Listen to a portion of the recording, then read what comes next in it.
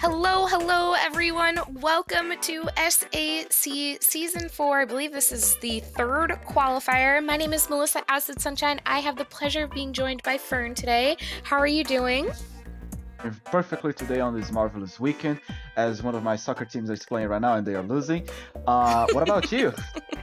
I'm doing great. I'm really excited to be here because SAC went through a rebrand. It was formerly the Splatoon Amateur Circuit and now the Splatoon Advanced Circuit, which allows for so many more teams to come in. There's a different level of play, lots of new faces that I'm seeing on these rosters, and I am so excited to get in to watch everything today. Besides, we have some pretty good maps and modes coming up too. Oh boy, please tell me Moray Towers and Moray Towers and Splat Zones and Camp Trigger Free Zones are there. Please, I want to see. There's definitely going to be some interesting stuff going on here, and I think that we'll be able to enjoy it pretty well for what those maps are going to look like. I think it'll be a show. Trying to pull up the map list too. Are we saying that we take we have fun when people play bad maps? Because if I have to admit it, I will admit it for sure. Oh, absolutely. Isn't it so much more fun to watch a train wreck than just watch the train go by? Metaphorically, yes, please. Yeah, metaphorically.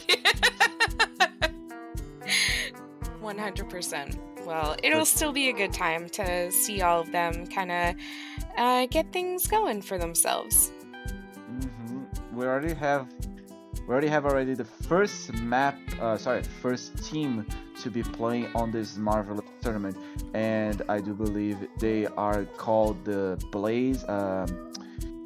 We'll give you 1 second, it's loading. Blazing Storm versus Skill Issue. Skill Issue, I do remember seeing before, and Blazing Storm had the opportunity to play Triton Cup 23 last time. They were sent to the bracket by the actual winners of that tournament.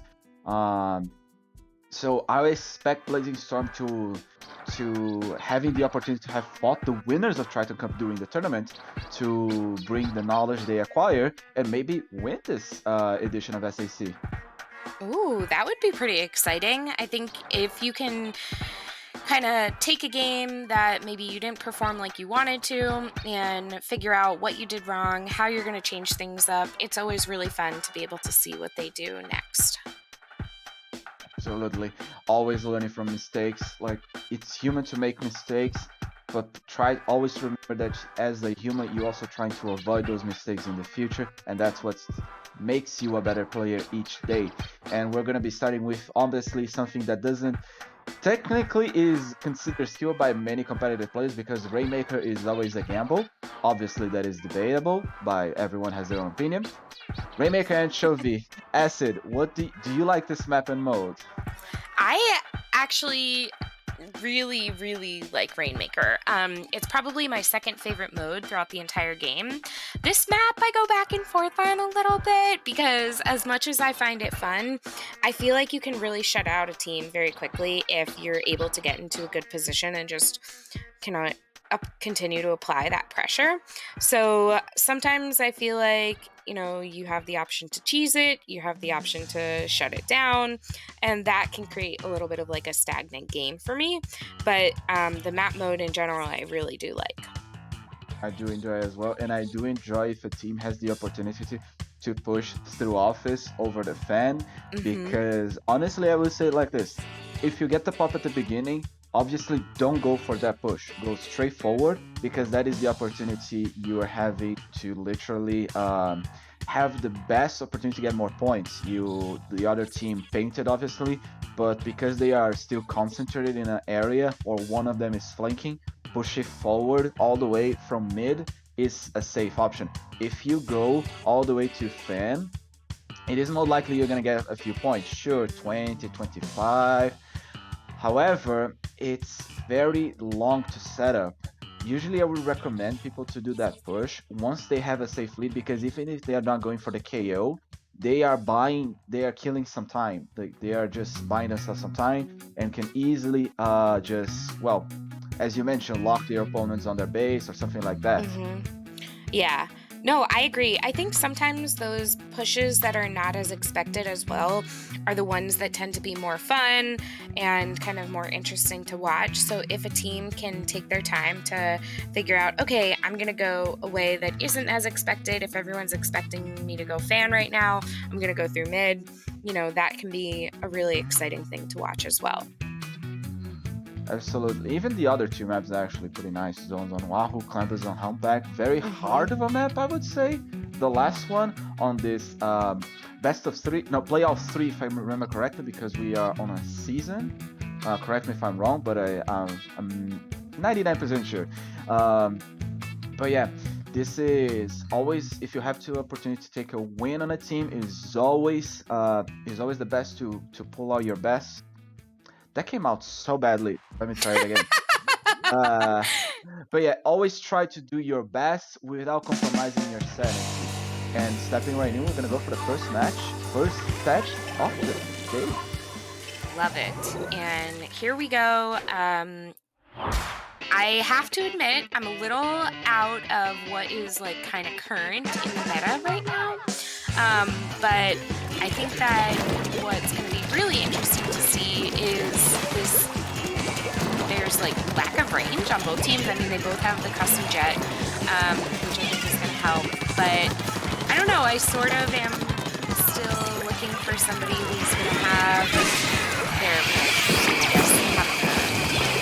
Right. It's gonna do it, but I was thinking there'd be more range, I think. Yeah, so you're right. Now for a long time. But what we see in general is a comp that is damage, that's a flushing machine. The K shot and MZAP are great tankers, and spamming missiles has become great part of the competitor. That's why you see sometimes people pull the jet structure and barely use some of the team rates, for example. The engagement idea with the Octoshot trying to avoid the slushing machine has successfully killed the October, which is nice. But at the same time, neither team managed to push. Inca coming in as very fun. The jet structure is difficult to do. Most likely going to back to use a Stingray.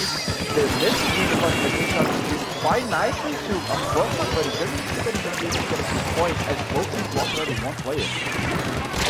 Yes, I think that that's going to be a little bit of a challenge. There hasn't been a huge push yet either, but now they're 3 down, kind of this staggered spawn situation that was a delayed wipe as we get 2 players come out. This could be the opportunity for Blazing Storm that they've been waiting for to push ahead and get this league. The Stingray is coming out. There's one more special online. I believe that's another Stingray from the custom jet. Correct me if I'm wrong. I don't quite remember what the special is. Yeah, okay.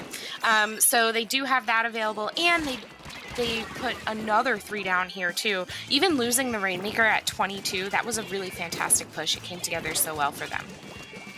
Yes, the Junior itself trying to apply as much pressure as it can. The RNG doesn't favor the weapon, that's why some players have been using the NZAP as the armor. But most likely, whenever you're going to see a comp after this amazing reset, very well done from skill issue, the idea is to have always a coordination with a armor weapon that paints well, so NZAP and Junior. But at the same time, you're also trying to combo something with the armor. So an Inkjet, a Stingray, or basically a lot of chip damage. So that's why we see the slushing machine as an alternative. Yeah. Oh, go for it. No. I finished my thought because I was trying to see the opportunity. The Stingray, now I'm calling the specials wrong, has managed to give a little bit of assist to the Splatoon, finish it off. The missiles coming in clutch gets a little bit of assist. They managed to push all the way to 5, which puts Blazing Storm in a very good advantage. And an attempt was made by the slushing machine, and it finishes. Oh. I was so wondering, I'm like, are they going to be able to finish that off? Because they kept pushing it closer and closer towards getting up that podium and just didn't seem like they were going to do it. Those missiles were so well timed, though, especially where they located. They really did hit their mark, and I think they helped to paint a lot of the area around the podium, and even just having that extra second when another player is not within range is very, very helpful. Mm-hmm. And since you were a little bit behind on the meta and what most comps are, even though I think that this meta was already around in December, Mm-hmm. uh, we are gonna see now a zones match, which is obviously the vanilla that everyone likes about Splatoon 2. I think that in Splatoon 1 TC was a thing, but I think I was mistaken on that. But yeah, so Zones Wahoo, from what I can see from both of these teams, we are not gonna see like a charger. If we see the Jet Scorcher come back, it can be the missiles one, and sometimes the Stingray. Stingray is used, but statistically speaking, most people don't go for a Stingray that often. The Dynamo, Kansas Dynamo is very often used because if you behind the wall, behind the zone, you can easily paint and just spam Booyah Bomb. But it is a comp focus on getting missiles and armor you're going to see most of the time in tournaments. So missiles from K-Shot, um, the Octoshot with the Inkjet and armor.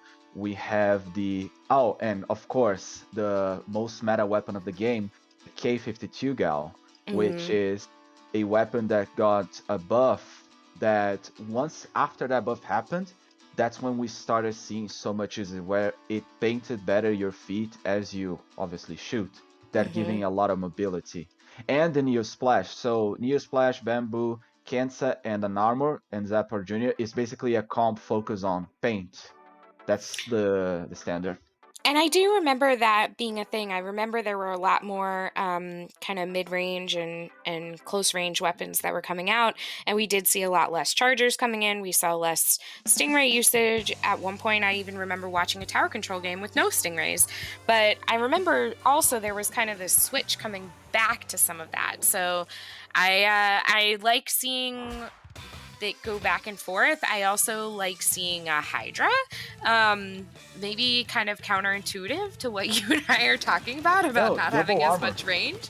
It's a but double but the armor. range, that's a huge amount of range, especially on this map, which is sort of a closer map that you tend to play very close to zone. So I'm curious how this is going to work out for them. The pressure from this bomb rush came in clutch for Blazing Storm. They got a little bit of a 20 points, but leaving both Blob and the Junior, they can hold the zone a little bit more for a few points, given there's so much well done in painting power. But it's gonna be an issue as the K Pro is the one first engaging, and the Booyah Bomb pushes both the Junior and the Blob. Gets to pick the Hydra over there with the amazing damage that weapon has with the MPU. And the Blazing Storm just managed to have a 4v2 situation controlling the zone. Yeah, I think this is exactly what they need right now. They're going to be able to get to the lead here because there's no one from Skill Issue that's even close enough. Every time Skill Issue gets close to where they could potentially set up a push, it seems like they're being shut down by this really fantastic offense that's going on here from Blazing Storm. You know, they don't really have any way to get out because that Hydra, they held all their specials for this one moment to get kind of close to zone, and they weren't even able to take it. They neutralized it, but without taking that over, that's not going to put a penalty onto their opposing team here. That's an amazing. If I were that Hydra, I'd actually be a little bit scared. You won a close range combat against the Slushy Machine, but came the 52 Gal and ruined their splat streak. So basically, we saw the 4 specials were necessary for Skill Issue to take control of the zone. And that is what mostly gonna happen most of the time. They need to coordinate and have a special, like, imagine specials being a currency, as the 52 already knowing that there is gonna be a push from the left side, they're gonna try syncing their specials. Since they already have 4, here comes the first armor from the Junior, and a Booyah Bomb for the K-Pro, follow for the Bomb Rush from the Neo Splash. Will Blazing Storm be able to take the zone and be countered with the special Bomb Rush from the Blob? That was a really well-timed bomb rush too, because they were not able to kind of take that zone. I think that Skill Issue did a fantastic job defending there. Like you said, they knew that the push was coming out. They held their specials in order to defend. And even here, you know, there's one player from Blazing Storm in the middle of zone, and they aren't quite able to kind of shut that down and put a new penalty onto Skill Issue, which gives them another game in this set, which I believe I checked, and I think it's best of 3, which is going to mean that we are at the end of the set, and unfortunately I get disappointed and don't get to watch the first Clam Blitz map of the day. That's okay. I can guarantee there's gonna be loads and loads of clamblers, but damn, I was wrong. How could this happen to me? I made a mistake. It happens to all of us. Agree. Uh, so we are gonna be going as well for a quick break as we wait for the other teams to set up for round two, as was round one, best of three. We will see you shortly. And I hope you don't go anywhere because SAC is just starting on this marvelous Saturday. See you soon.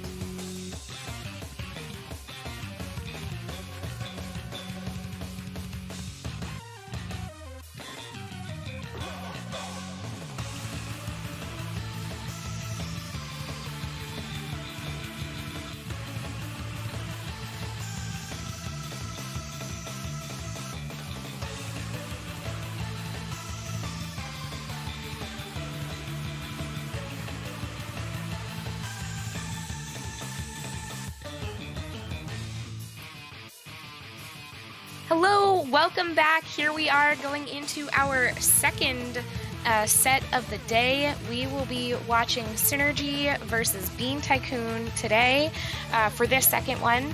While we wait for them to get all up and ready, Fern, I did want to mention a couple of cool things going on with IPL. First of all, they have a Patreon, so make sure that you go and support them, patreon.com/IPL Splatoon. You get some cool rewards, like you'll get a Discord role, credits on the stream, and early access info to upcoming events that they're planning to do. Also hosting Tropical Throwdown as a product of Aquatic Cup and Squids Out of Water. It will be having their first tournament on February 18th, 2022 at 8 p.m. Eastern. It'll be double elimination with a redemption bracket, fully broadcasted, and it'll be so much fun to watch. Go ahead and check them out, discord.io/Tropical Throwdown. And finally, if you love some really great commentators and you love some really fantastic creators, you don't want to miss out on Friday Night Frenzy. If you love playing with your team in weekly sets, you're between Div 4 and Div 8, and you're looking to play with other teams on a similar skill level, Friday Night Frenzy is for you. Season 3 is starting up in early March, and they are now accepting applications for teams to participate in the 8-week-long round-robin series. Participants play a playoff 3 set each Friday, and all of your matches will be streamed and commentated by Falco, who's one of the most fun Splatoon creators that you can find out there. So make sure you join their Discord server and follow FNF_Splatoon on Twitter for more. Applications are open till February 18th. Wow, there's a lot of things happening, not only on the first beginning of the year, but also a lot of fun to be held. And even if you don't have a division, because, well, division is the Ludi standard measurement, Div A, for everyone that is concerned, is basically including everyone. It's like everyone that is not Div 3 or above. If you don't know your Div, you could basically just apply anyway and fear rejection. If you already know your division, don't feel scared just because you don't have a division. That doesn't mean you're welcome. You're more than welcome to participate. We want more people to play. We definitely want everyone to have the opportunity to have some fun. For example, I wish that Nintendo would do more tournaments, even though online is a complicated thing. Doing more tournaments just shows how much they actually love the game for us, and then we can actually prove to them as well what weapons are actually good, bad, broken, deserve a little bit more love, underrated, overrated, and so far. So please join the tournament. Absolutely. I completely agree. Don't be afraid of, your div is something that might be holding you back. Just go ahead, sign up, apply, join, play some tournaments with your friends. If you're worried that you're not good enough, the more tournaments you play, the better you'll get. So it's okay to completely bomb out as long as you're having fun with all your friends. So don't be afraid. Go ahead and apply for all those, and we hope to see you there. Agreed. And Acid, since we have a little bit of time, I want to ask you a little bit of a theory that I heard on Twitter after the Direct.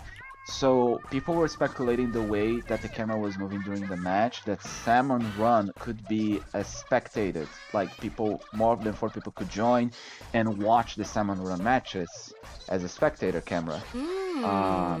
And that would open opportunities for literally playing Splatoon 3 tournaments in the future, and those actually could be streamed instead of relying on the fact that people would have to stream their own matches. Would you think it's possible for Salmon Run on Splatoon 3 to be spectated? I absolutely think so. I think that would be a really super fantastic thing if they decided to do that. I would love to see them offer that as an option, because let me tell you, I would be so fast on top of some Salmon Run tournaments, because I think they could be so much fun to play in really unique types of formats. Not only that, but I have never been very good at Salmon Run. I just really loved it because I like horde mode style things, and it was something I really enjoyed playing. But being able to watch people from a spectator mode, that would help my playstyle tremendously. So how much fun. That would be amazing. completely agree. And also, I honestly think that Splatoon Salmon Run has a great benefit, which is in general, how can I say it? Like, I like the idea that Salmon Run always throw you, um, they give you random weapons, so you Hmm. actually learn how to play them. Yeah, that was one of the things I've always loved too, because, it's one thing to go into turf war with a weapon and test it out, but, that can get kind of stale kind of quickly and maybe not something everybody enjoys. But in Salmon Run, you literally have to get creative with how you're using the weapon, and that's exactly what you would do with a normal gameplay style as well. So, seriously, one of my favorite things about it, especially when you get the Grizzco weapons, like, oh my goodness, that Grizzco blaster was so broken. I don't even know that there was anything that I liked playing more. I actually like the Grisco Slosher. Oh, and Mm. also this is the first TC match that we're gonna be seeing tower control on the Reef. If we don't see a backline here, well, this is gonna be an interesting match. We already see the Dynamo from Mugatter and no backline from SynRG. Interesting. I really like though that Nautilus. I think that's kind of a good pick. That's something that we had been seeing make this like underground kind of comeback. Like people are picking it up, putting it down. It goes back and forth.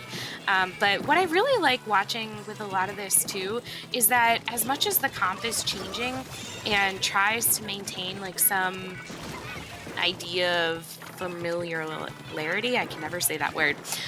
Every game, we are seeing different things. So it's not just, oh, I'm always going to play this on every mode, every map. No, you are starting to pick weapons that work for that map and mode. Like we see here with this slasher that Nick has been trying so hard to get that pick, and he does end up doing it. Unfortunately, does get punished for it. One of the things I'll say for sure, because that engagement took an eternity to happen, like one of them was going down for sure. And I think Getter just got a dynamo, crushed someone with the dynamo instead of just flicking. That was I wish I actually could have seen that to make sure, because I love seeing a roller, especially a carbon on a brush, showing on the screen crushed by the ink brush. Unfortunate. Marina says the most dreaded words in the Splatoon language is splattered by sprinkler, but I would just say crushed by an ink brush is more embarrassing. Nick over here getting the engagement correctly, and just the left is a wipe from the ends up. Dynamo respawning.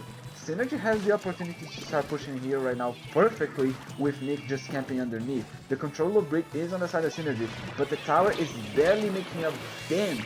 Pushing from both sides, Bomb Rush coming in, tries to get the pick behind the box. They are just barely making to take the control of the first checkpoint. Range Blaster goes down.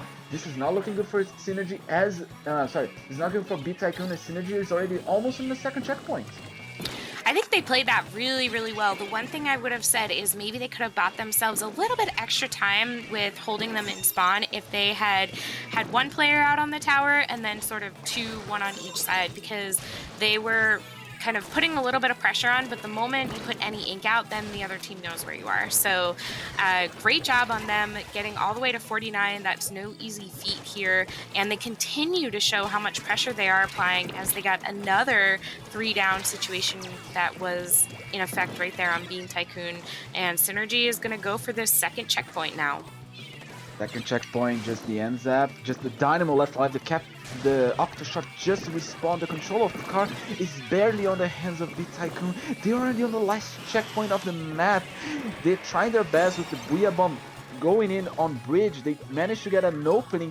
The Dynamo trying to get the pick over on the end of the bridge, but unfortunately will get spotted. It's a 2v1 situation with the Soda on their use, I would say that's sneaky, and he ends up riding a little bit of tower. But the Soda comes in clutch, gets a trade on their favor, and now we just see the Neo Splash trying to get a little bit of a range advantage, getting 2 players from the back, but not getting a pick just yet.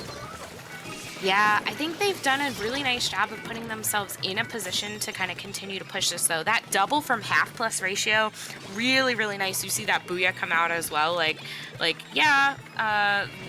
did that pretty well. I completely agree. if they can hold this checkpoint based on all that pressure that's coming from Bean Tycoon, I think that'll put them in a solid position where they won't really have an opportunity to push back. But looks like they are not able to do it, so they'll have to restart it once again when they get there again. And at this point, the Bean Tycoon has control of bridge, which is going to allow them to put a lot of paint on the ground too. Nice flip from the Dynamo right there, vertical flip on the person falling off the bridge. Ends up does go down as trying to get a little points on the tower. And unfortunately we see there is a little bit of loss of control as the soda gets picked from the pressure of the Booyah Bomb from the Dynamo underneath bridge. We see the Dynamo painting as much as possible. If the Dynamo has control of the bridge, I would say that the Dynamo is not the one that should ride the tower, but the fortunate is leaves the opportunity for the NZF to do so. Taking a little bit of time since the NZF was respawning, they will have a little bit of points and maybe get to the second checkpoint. If the range blaster pops in clutch, the Neo Splash gets spiked, the soda gets picked. Nice job from the Inkjet, respecting dude. Really nice job right there. I think that was exactly what they needed. It gave an opportunity for Bean Tycoon to push way further forward as well. They are on this second checkpoint. They're going to attempt to hold this. They're building a Booyah Bomb, which comes out and goes off to the right side. Maybe I would have thrown it a little more centrally in front of their path line because they don't have a lot of time in order to take this lead. This is that moment where people are going to start jumping in just to continue to contest it, and it's not going to happen. Time runs out. SynRG is on the tower. Fantastic way of closing out that game. So close, it could have gone both ways. I think if Bean Tycoon had an Inkjet at the left side on the sneaky, Archer could have used it to apply pressure from the left side, but because I think it was Archer, right, coming back for the last moment on the camera, since they had to come back to the tower, there was no one applying pressure, so they had to rely on getting the picks as Archer was trying to get the ride on the tower or swapping positions. But still, very good play from both teams, I would say. Is just a little bit unfortunate that they didn't have the special ready. Yeah, I agree. I think that it sets us up for a really great second match, though, because it shows that both teams are playing to their strengths and advantages. We had some interesting comps that were coming out there, so I'm curious what they'll bring on to Manta Maria as well. And we are going to be looking at Rainmaker again, so it'll be kind of a fast-paced gameplay that we should be seeing here for this one, and what they'll be able to do for some of those answers. You think that Dynamo is going to come back? I am 80% sure that Dynamo will be coming back. It's been a while since I saw Dynamo in a Rainmaker match, specifically Manta, but because I know a little bit about the player that uses the Dynamo, the reason why I say it's more likely is because, well, I know them for playing Dynamo. It's like literally, how can I say it in like a non-official way? It's like Kiwi from the Bamboo server. If I see Kiwi not playing Bamboo, I'm gonna DM them and say, Kiwi, are you okay? Why are you not playing Bamboo? It's what you expect to see and what you know them for. Exactly. Very cool. Well, I'm excited to see what they do decide to do. I hope to see that Dynamo come back out because it's one of my favorites. We do see it right there as well. Doesn't look like they changed up much of anything, actually. We got a squeezer this time. I don't think we had the squeezer last time, if I'm remembering correctly. I'm trying to remember the weapon they had, but I don't remember either, so it's a little bit confusing. Oh, it's not the Kansas Dynamo, it's the vanilla Dynamo with the Stingray instead. Ooh, that's an interesting one. I guess this map would be pretty good for a Stingray if you're in a position where you need that at the final push, like down in, in this area that we're looking at here in Pit. That gets really, really tough because you have to move very, very quickly through that. And if you have a way to shut it down, you're good. You'll stop it. So maybe that was part of the thinking there too. Completely agree. The early Stingray can be a good advantage. The setup as well, we see here, they are trying once again to use, but the Range Blaster has been splatted, and it's just the Junior Dynamo and Stingray. Or was it sorry, I think it's the K-Shot that left alive with a beautiful double. Respect once again.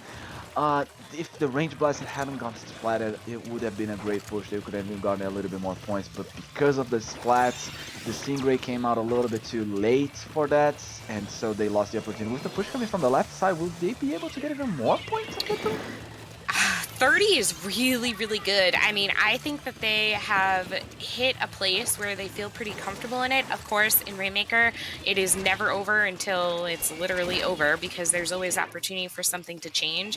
But a lot of the play of what we've been seeing here too is flipping a lot. You know, I think Bean Tycoon is doing a nice job of trying to change things around. They are able to reset the Rainmaker, maybe not at the ideal time they wanted it because they don't quite have enough paint on this map in order to push forward where they want, especially when they have some pressure coming from above.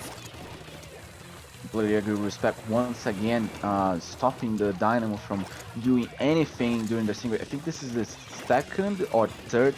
This is at least the second time the Dynamo was splatted during or just a little bit after the Stingray because of their positioning.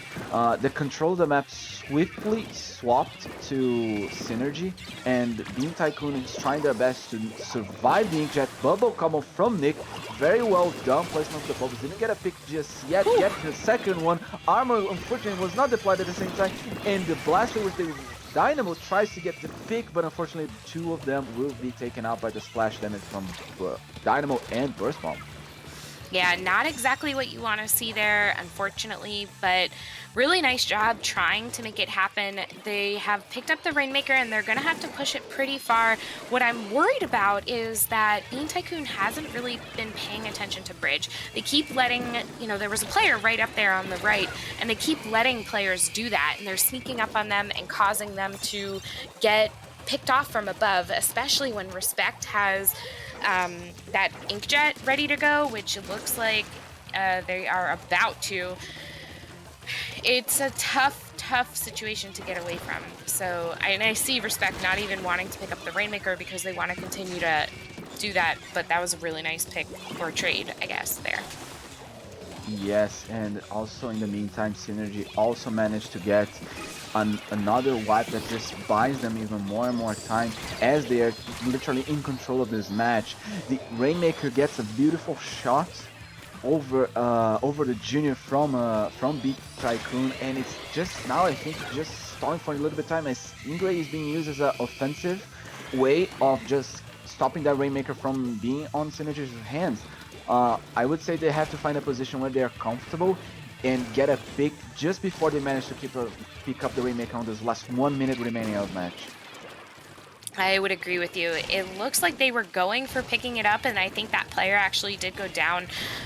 But I am with you 100%. They need to get these picks. They need to feel really solid about it before they try to move it forward, because otherwise it's just going to go right back into SynRG's hands, which is not what they need. I wish that they had a little more focus power. Really, the only... I don't know what even I could say that they needed, because the squeezer is helping them a little bit, but they just don't have as much of an opportunity to push. To aim, to push, yeah, to paint. That Rainmaker going down on the last 15 seconds of the map, that means no overtime will be granted. They have to pick this Rainmaker, and without two players on the field, the Dynamo trying to get a pick, get this perfectly, but if they don't touch the Rainmaker, it's gonna be a little bit of a disrespect from Respect. Kind of ironic if you think about it. Disrespect from Respect, gets the pick on the Dynamo, and gets the second win for SynRG. Really lovely job right there. SynRG crushing that one too. Fantastic gameplay. They did they just showed why they were ready for what they can do, and really their control over those weapons was phenomenal and wonderful to watch, and I look forward to seeing them in the rest of the tournament later on this afternoon as well.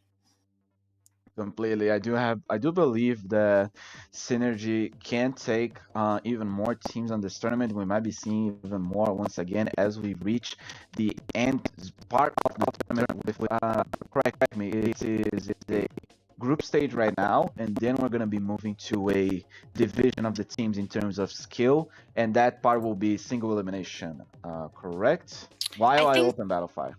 I think we break into 3 brackets. It looks like there's a bronze, silver, and gold. And we do have a 3rd place match, which would constitute, that's single elim here. Oh yeah, so we Yes. have two switch. It's basically like a higher. It's higher low wink basically because low wink is divided the same way. Two switch stages happening at the same time, then dividing into single elimination. Um, I I only remember mostly the brackets from SOS. So we have Mako, Lantern, um, Hammerhead. I forgot the other one, but you get the idea. Mhm. It's the same style of tournament, and which I Yeah. actually enjoy.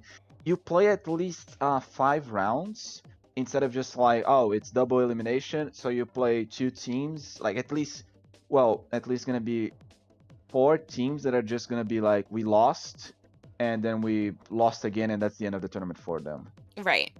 I agree. No, I think this is good. I think the different brackets allow for different levels to be able to do the best they possibly can and showcase what their abilities are, and it helps everybody else get to know them too. So I'm really excited to see those come together.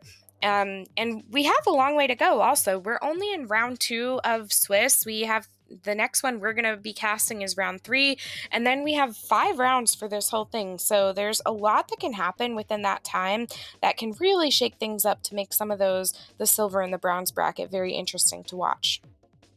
Oh yeah, agree with that. We still have a little bit of teams waiting, so I think we're gonna call another break, and we'll be seeing you shortly for round 3 of the Swiss stage. We will. See you soon.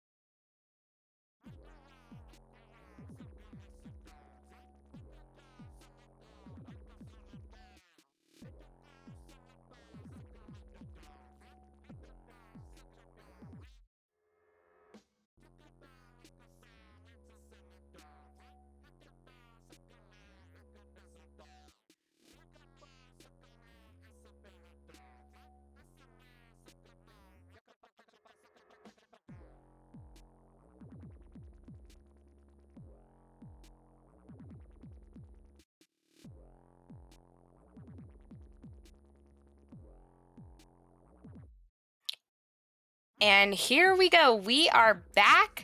We're going into round 3 of SAC 4, Qualifier 4. I was going to say 4 Qualifier, but I'm like, that doesn't make sense. Qualifier 4.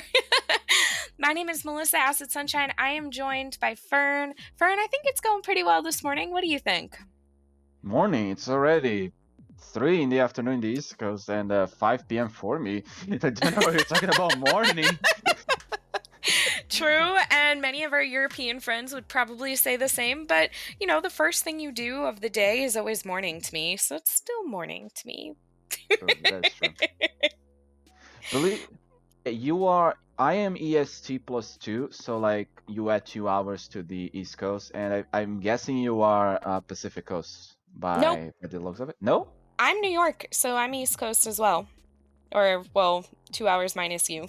I'm gonna give you a clock because you clearly need to know what morning is. I'm happy in my morning bubble, thank you very much. No problem. Also, this is a great team already that I'm seeing. Unlimited Woomy United. I remember when I first heard about this name. It is a good, well, Gaming Gabriel GG Hmm. created this clan. I am surprised that this name survived this long, And I'm surprised that casual players managed to get into the competitive scenario and are still in the competitive scenario. It just shows that how welcoming the Splatoon is to new players. And if anyone else still wants to join, just remember that I'm not gonna say the acronym. I refuse to say that because of, well, I'm gonna be framed by my friends in the Luau server. But the Woomy United, they started as something casual. Would the acronym possibly be UWU? Yes, I'm not gonna say that. I'll say it for you. Don't worry. Yeah. But it will be a lot of fun to watch these two teams play. Oh, it says. Sorry, I apologize. Season 4, Qualifier 3. I flipped those two numbers in my brain, so I do apologize for that. But as they go in, this is my favorite map mode combination in the entire game. Mako Mart Clams, I think, is really well balanced. It's so much fun to watch. The map is beautifully designed too. Coming from a designer brain, I really, really love it. So I'm excited to watch these two teams battle it out. Well, someone that doesn't like macro zones over clan blitz, I'm surprised I met you, Melissa. And to be fair, this is the only supermarket that hasn't had a shortage of materials. As you see Seekan right here on a 2v1 situation, but the Squiff, I was gonna say the name of the player, but I don't think it's a nice idea for me to say, but the Squiffer managed to get a nice pick as the K-Shot is just respawning back. The controller is on the hands of United, and they're trying their best to keep Prism away. It seems that we're just gonna on a stand still with 4 minutes having remaining of the matches. Missiles are being deployed too. This could still go both ways. Clan Blitz is always interesting to watch. It really is. I feel like Clan Blitz is one of those that you could have a really great start to it, and then another team can just absolutely crush it and get a lot of power clams in and flip that very, very quickly. So I think there's a lot of room. We don't even have any points on the board yet, which is very typical for Clan Blitz as well, as we wait for the Swiffer here to do what they can, hold down the fort as the only player that is still up.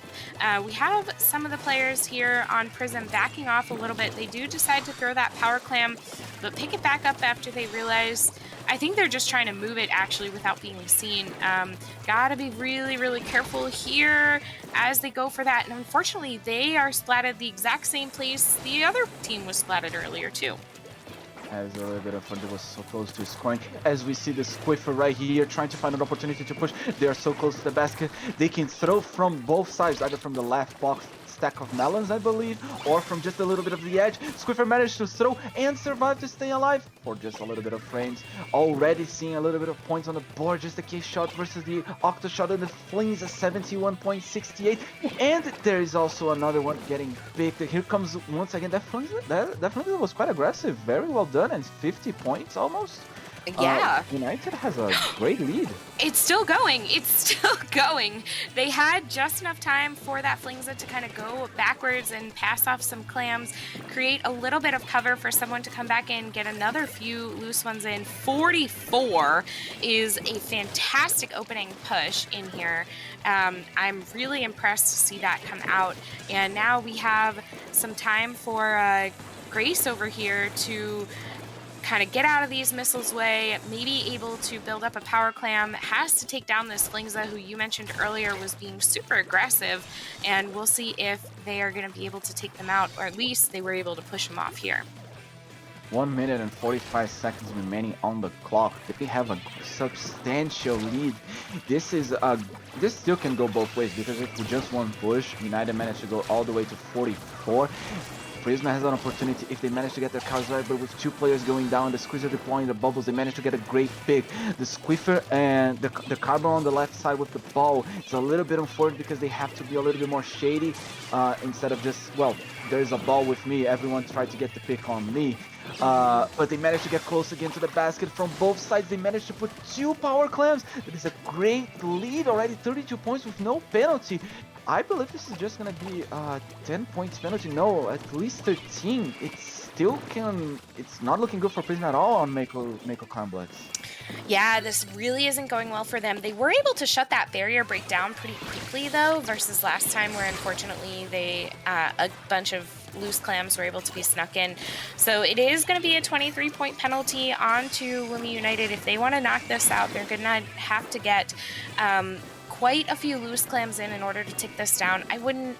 I mean, another power clam is going to be good, but I wouldn't even count on that because it's going to put that eyeball on you. At this point, break it open and just get as many loose in as you can in order to shut it down. So we will see if they're going to be able to do that, but Prism able to hold it again. Now they're 3 down though. I don't know, Fern, this doesn't look too good. This doesn't look good at all. They already have another power clam. The pity hasn't even been picked on the last 2. It's 4, it's 1, it's 0, it's almost 0. No, the 2 clams are over there. They managed to score perfectly.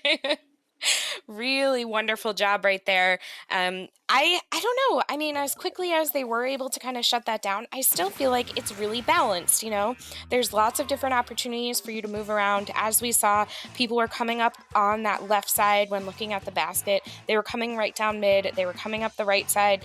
I don't know. I think that it is one of the most balanced map mode combinations. Maybe it's not something everybody loves to play, but you can't argue that it's balanced.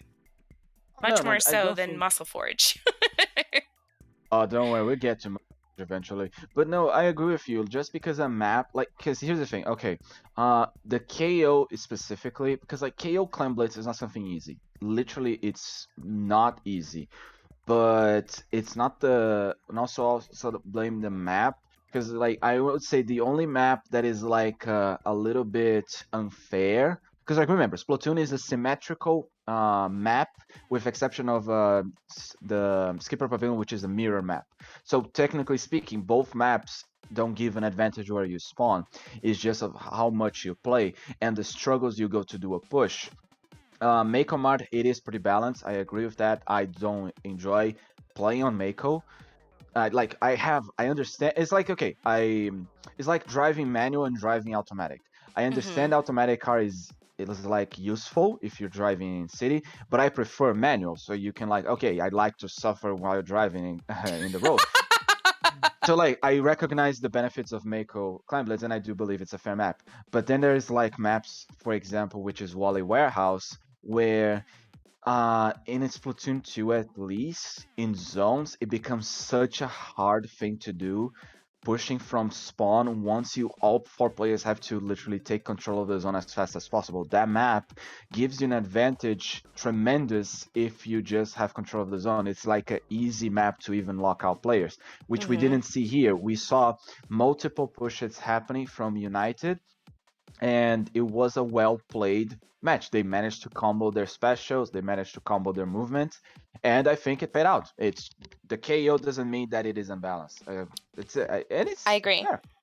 Yeah, absolutely. In terms of Walleye, I think that map could be stand to be an extra half size bigger than it is now. If you took it, chopped it in half, added that extra half onto the sides and made it a little bit wider, that would help a lot of that you're talking about, where they're kind of being shut out. Plus sign. Yeah, exactly.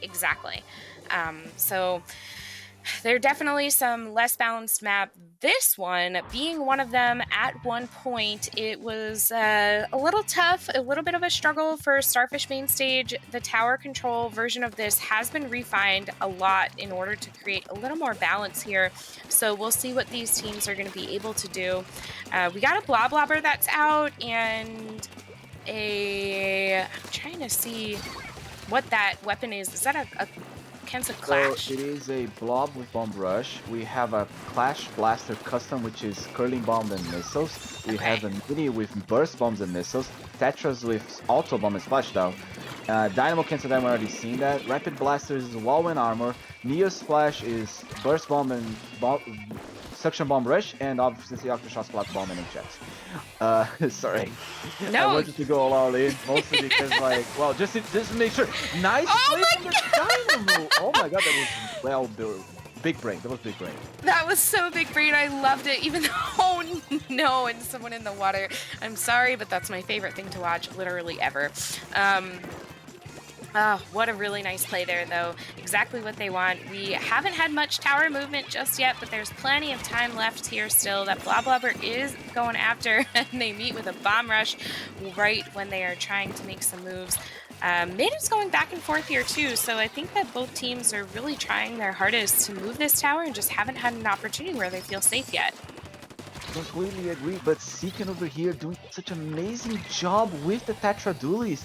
It is not an easy weapon to play because you actually have to like count your dodges, know how to move, and move accordingly to the position. We see the Dynamo trying to get the pick over the Clash Blaster that is just underneath them. They managed to get enough splash damage, and Prism might be in a good situation to start pushing as the Rapid Blaster is the first one to respawn.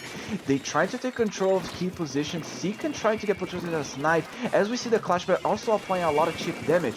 That is a very good play we're seeing right here because no one can pressure the tower until at least just below the second checkpoint. So this is going to be Prism's first attempt to break checkpoint and it'll be successful. Yeah, I think that they have a really good opportunity to do so there. They are able to get it. They push it past. If they can get to this next one, the second checkpoint, that's going to feel really, really good. It's much easier to defend the second and, of course, that final checkpoint as well. So they have to be super careful on what they decide to do, when they're going to push, what specials they have available. I think that Secant over here has been doing a great job sharking around in a lot of this. We've been seeing some really lovely plays come out, but it's not going to help a whole lot if the tower continues to go back the way that it's not supposed to go for them. Okay, so just happened a little bit of a delayed wipe. It was just a Rapid Pro trying to get control of mid, but because Secant was applying a little bit of pressure, the Rapid jump out, giving to a position that they're always, there is a lot of people from United away from the tower. So for second checkpoint, we'll at least be very close to breaking or breaking itself. It's so close. They're trying to get a little bit of points. They do break it. That's amazing over here. That was so good right there because like you were talking about it, I'm like, oh my gosh, I can't keep quiet. This is ridiculous. If they had let that go, they would have had to start it over. So really, really good to prioritize what you need to do. That second checkpoint is crucial. 35 might not seem like a lot, but they will zoom through that so quickly if they get up to that point yet again. So now it's going to be United, Woomy, United, Unlimited, Woomy, United, sorry, to be very conscious of how much ground they allow to move forward here. They have to get 2 checkpoints just in order to tie and go a little bit further than that to gain the lead. Using 3 specials in one go might give them just that, but it might be a little bit of a problem once the Prism has their own checkpoints. The Neo Splash probably will get splattered, also will the Blob. There's a little less turf coming from the team, but it's not less aggression. As we see the Octa shot, one of the key points on the aggression, also getting splatted. It doesn't look good for United. We might actually see our first third match as we finish our block here. And the Neo Splash getting splattered once again as the splash damage. Oh, that was actually a good splatting streak from 57, 74, 7. I sounded like a robot doing some of those numbers. I agree with you. That was a really good splat. Even this trade right here is exactly going in the way that they want to. I think we have had a lot of opportunity for Prism to hold this lead in the way that they want, and I agree that something huge is going to have to happen right now in order for us to get to that game 3. The way not to do it is to let that tower go. Someone has to always be on the tower no matter what is coming for you. If there is a Booyah Bomb, maybe that's the only time you want to move, but otherwise you open it and you allow it to be vulnerable to the other team. This is the kind of splat or be splatted opportunity. If they lose this tower at any point, then the game is over. With just one person remaining, Priest takes the second game. We're going to game 3. That was so clutch at the end. I saw 37 on the clock. So yes, it was 37. There was just the T-Tech left alive, but unfortunately they got splatted. It was a tight situation. It could have gone both ways. Because like as a person with the longest range, which is the Blob, yes, the Blob has a lot of range. People sometimes forget that. I was expecting the Blob to just go to a higher ground and just like trying to randomly throw, blob bubbles. Throw blobs. Throw blobs. And taking the person who is on tower. So that could have been a little bit more like a safe play and would cause less of a heart attack for Prism. But still, we are going to be seeing not only our third match on this best of 3 on our commentator block, but we're gonna see Rainmaker Snapper. I said it before, I'll say it again. If you're going for a dive, choose Alba Core because it's a pull, but don't go for Snapper. I think that water is not actually good for swimming.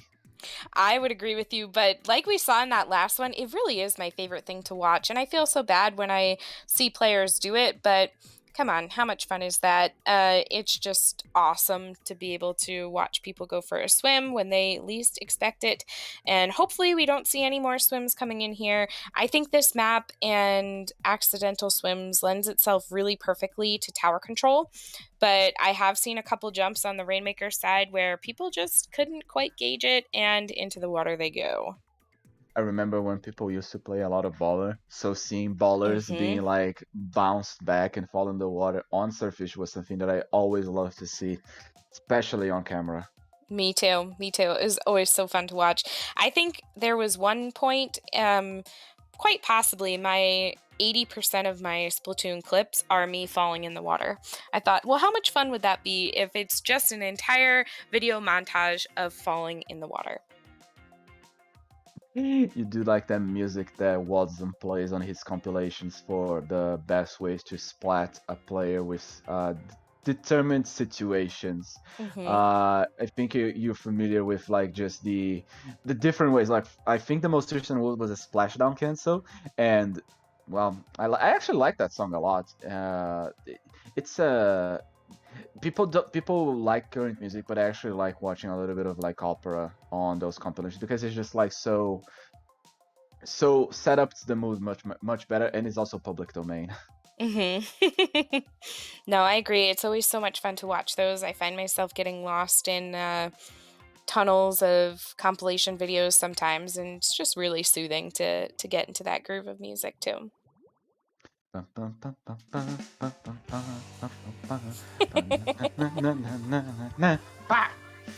Rainmaker Exactly. Snapper.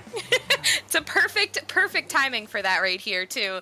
Going into this, I really do like this map mode combination. Like I said, Rainmaker is right up there as one of my favorites, and I think there's a lot of room for either team to be able to take this here. I'm curious of what's going to happen. We have 2 rollers now. So the Flingza is still there, and we also have the Splat Roller. Flat rolling here. This is the comp they tried to play on the first game. There was a huge flick on the camera, a little bit of delay on the camera, but I think that is just latency in general from the spectator.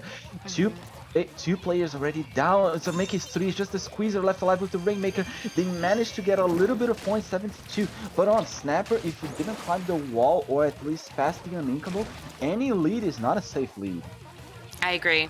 That's the only one that's truly defendable, because the moment you continue to splat your opponents, they just keep coming back because they are right there. So this is a little bit of a safer push. Unfortunately, I don't know if they're going to be able to do it because they do have that Stingray right here. Well, unless that happens, really lovely job from the Flingza to take out that Stingray player. And is already on 33 points. They are so close. It's just Seacon remaining to stop the Rainmaker. They managed to get a trade. They are still left alive, but 10 points. This is better than all the other guys who have to go in order to get the lead. Avoided Angel was actually crucial. Good job, Gem. Yeah, that was really lovely to see. Oh my gosh, they still were going. Someone came back somehow and was able to get 3 points. That's even further. This needs to be a knockout now in order for Prism to be able to take this game. They're going to do a little bit of work here. I think they're going to kind of guard the Rainmaker in their base while they take some time to ink a few things, be able to move throughout the map a little more easily. They have allowed it to reset, as Grace has most of this left side kind of under control, but is being targeted by this Swiffer, which is going to be a little more of a challenge to get away from. Yes, the Rainmaker being spawned in mid, 2 minutes and 50 seconds. A lot can still happen. There's one person flanking, but everyone, Grace and Seekand are left alive to get that pick. Jet Scorcher is still respawning as the Squeezer has just come out of spawn. No one goes for the Rainmaker just yet. As if I were United, I agree. You don't need to get the Rainmaker just yet. You could still push, but you were trying to play defensive at the same time. I would say just take out the Rainmaker in mid and go for the life would be a good idea, but now it's just a Carbon left alive. Getting almost a pick, but splash down by Sequence. Really nice job there. I'm a little worried about this push. I think that they're in some really nice positioning on the side of Unlimited to stop whatever Prism is going to be doing, especially now it's only the Rainmaker carrier. Unfortunately, they go down as well. I'm sure those were some fantastic shots coming out from that Squiffer. And all 4 specials up on Uwu right now. 4 special, that's a lot. 8 jet armor already coming out. And we see also a lot of players from Prism stuck in spawn as the Rainmaker is being pushed from the front, putting all the way underneath their spawn is gonna be even harder for Prism to take advantage. They need to set up right now, given that it's just 1 player left alive. Save that special and organize it so they can manage to push it nicely. I would say oh no, the Squiffer gets the pick on the Sharking Jr. That's not good at all. That's gonna be really tough. They get an assist, I think, right there with that Rainmaker carrier as well. And it opens up another opportunity for them to push this Rainmaker forward just enough to be an annoyance. Lovely sneaky bomb there, though. We love to see it. We love to see it. We love to basically just enjoy this with 1 minute. We made the splashdown cancel. Rainmaker gets the splashdown cancel, and Prism. Well, they actually saved the special with just a little bit of points. Coming in the bubble combo. Bubbles get the Rainmaker. It's just the carbon sharking somewhere or just respawning. I'm not aware of the positioning. Ooh, there it is. Yeah. You knew it. You called it out. You're like, there's somewhere over there. If you know a carbon player, you know how they behave. You know they're gonna be sharking. They're sneaky for sure. It's something you always have to be aware of, and I think so far, oh, how did that jump? I'm not sure where that jump came from, who was maybe under there, but it looks like it might have been a little bit of a delay from some positioning. They're not going to be able to move the Rainmaker right yet. Prism has a lot of work that they need to do in order to get anywhere close to this lead, and if Uwu is able to hold it in these last couple of seconds, okay, they do pick it up. All right, so now they just have to maintain control here. Looks like they're being kind of crowded out. 2 down on Uwu. It's kind of a delayed. Oh, I'm nervous, Fern. Overtime is kicking in. Octoshot still alive, but now it's just a Dynamo respawning. Squiffer and Carbon and Flings just came alive, but at the same time, it's just a Squiffer once again. They have the opportunity to take. This Squiffer is off the Rainmaker party, comes the Carbon and gets the pick. Were they at 4? I don't think they got it, right? Oh, they didn't win. They didn't win. They didn't get the lead. The Carbon came in 90 to 97. They were so close. Oh my gosh. You love to see the story of an underdog come out there. The burst bomb card. I think like Yumi.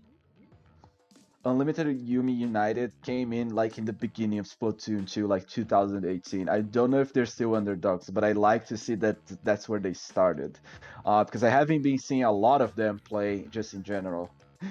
I don't think they're underdogs. We saw how they play. They are pretty good. Oh, they are absolutely not underdogs. I mean, in that specific game where they were coming from behind and they were going for that goal and they were so close to be able to, take that lead. That's where they were in the underdog position for that specific game. Definitely not a team as a team. But, we love to see it. Really fantastic gameplay to close out our set today, Fern. So thank you so much for having me on and for joining me today. I've had such a blast casting with you. Thank you so much. The pleasure was all mine. Tell me, where they can find you? Not Nowhere. Like real location. You mean Twitter?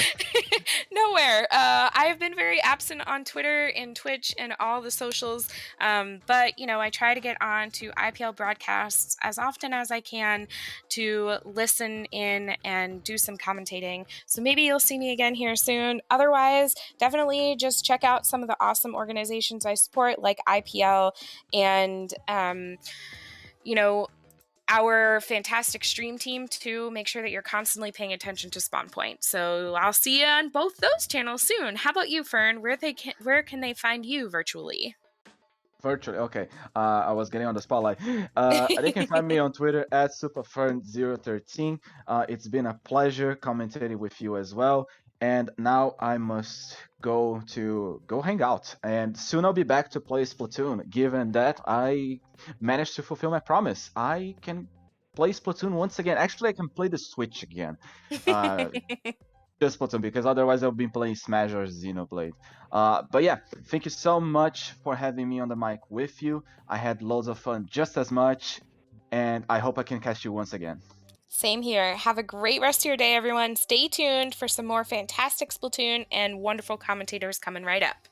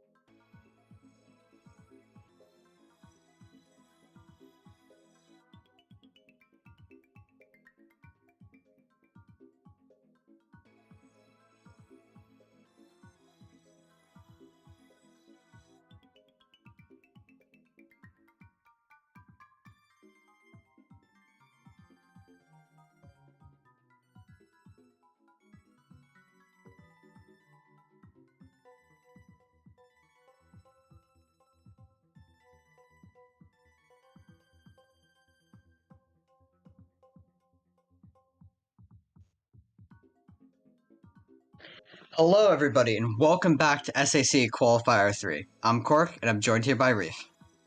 Hey everyone, I'm Reef, along with Cork here. Yes, so we're going to be going into our fourth round of Swiss, seeing the Grillers versus Noodles said to name the team, Nori says relax. Another long team name. It's A a very Splatoon long team name. It's I've seen it become a pretty much trend. If you have been paying attention to Low Ink, there's been this YouTuber team has a very long team name. If you've been paying attention to IPL streams, I've seen worse too. It was some team made an abbreviation for custom or an extension. A team that used custom E-liter 4K as the abbreviation. It was a nightmare. Oh yeah, I think I've seen that too. Yeah, that was great. And looking at the maps, we're going to be starting off with Splat Zones and Inkblot Art Academy. Any thoughts on this map? Splatoon's Inkblot, I think obviously Splatzone's being competitively like one of the most equal modes in the game, and then we have Inkblot. I think Inkblot could be a very not very, but it could be a map where it's not too hard to come back from. You just really have to be really coordinated with your team and have the right comp and stuff to flesh out the enemy team. Because once they hit your plat, then it'll be a little tough to get them out. Yeah, plat control is so important in this map, and even more so than plat. Once you can get onto your opponent's what's called bats or battlements, once you're up there, then you're really in a good situation. Because they can't, they're stuck up in their spawn or kicking crossfire if they try to drop from what would be their left. And I'm, if anything, really excited to see what the Hydra's going to do in this map. Because we know it's the Grillers, we know it's Devi, and that's Devi's playing, actually. So the longest range weapon will in fact be Noodles. Noodles said to name the team with that heavy remix, which I think will help them a lot. Because all of the weapons of the Grillers are short range or at most the Slosher's range. Yeah. Long range really helps out on the Inkblot. It's a really long range map, so having at least one backline, even if it's not the longest range backline, it could still help you against a team like the Gorilla that doesn't have that much range. And team, as we will call them now, because I can't say Noodles because that's a player, of course, so we're just going to call them team, will get the early cap, they'll get down to 82, but that won't be much of a lead for long as the Grillers get the recap and get a counter push with specials coming in line. Both bomb rushes have gone out, one after the other. They are a person down, but they are managing to hold through those bomb rushes. Now, team is starting to move back in, throwing their Booyah Bomb onto zone. They've still got the Inkjet from the Vanilla Glugas, which is a pick I really like to see just how strange the weapon is.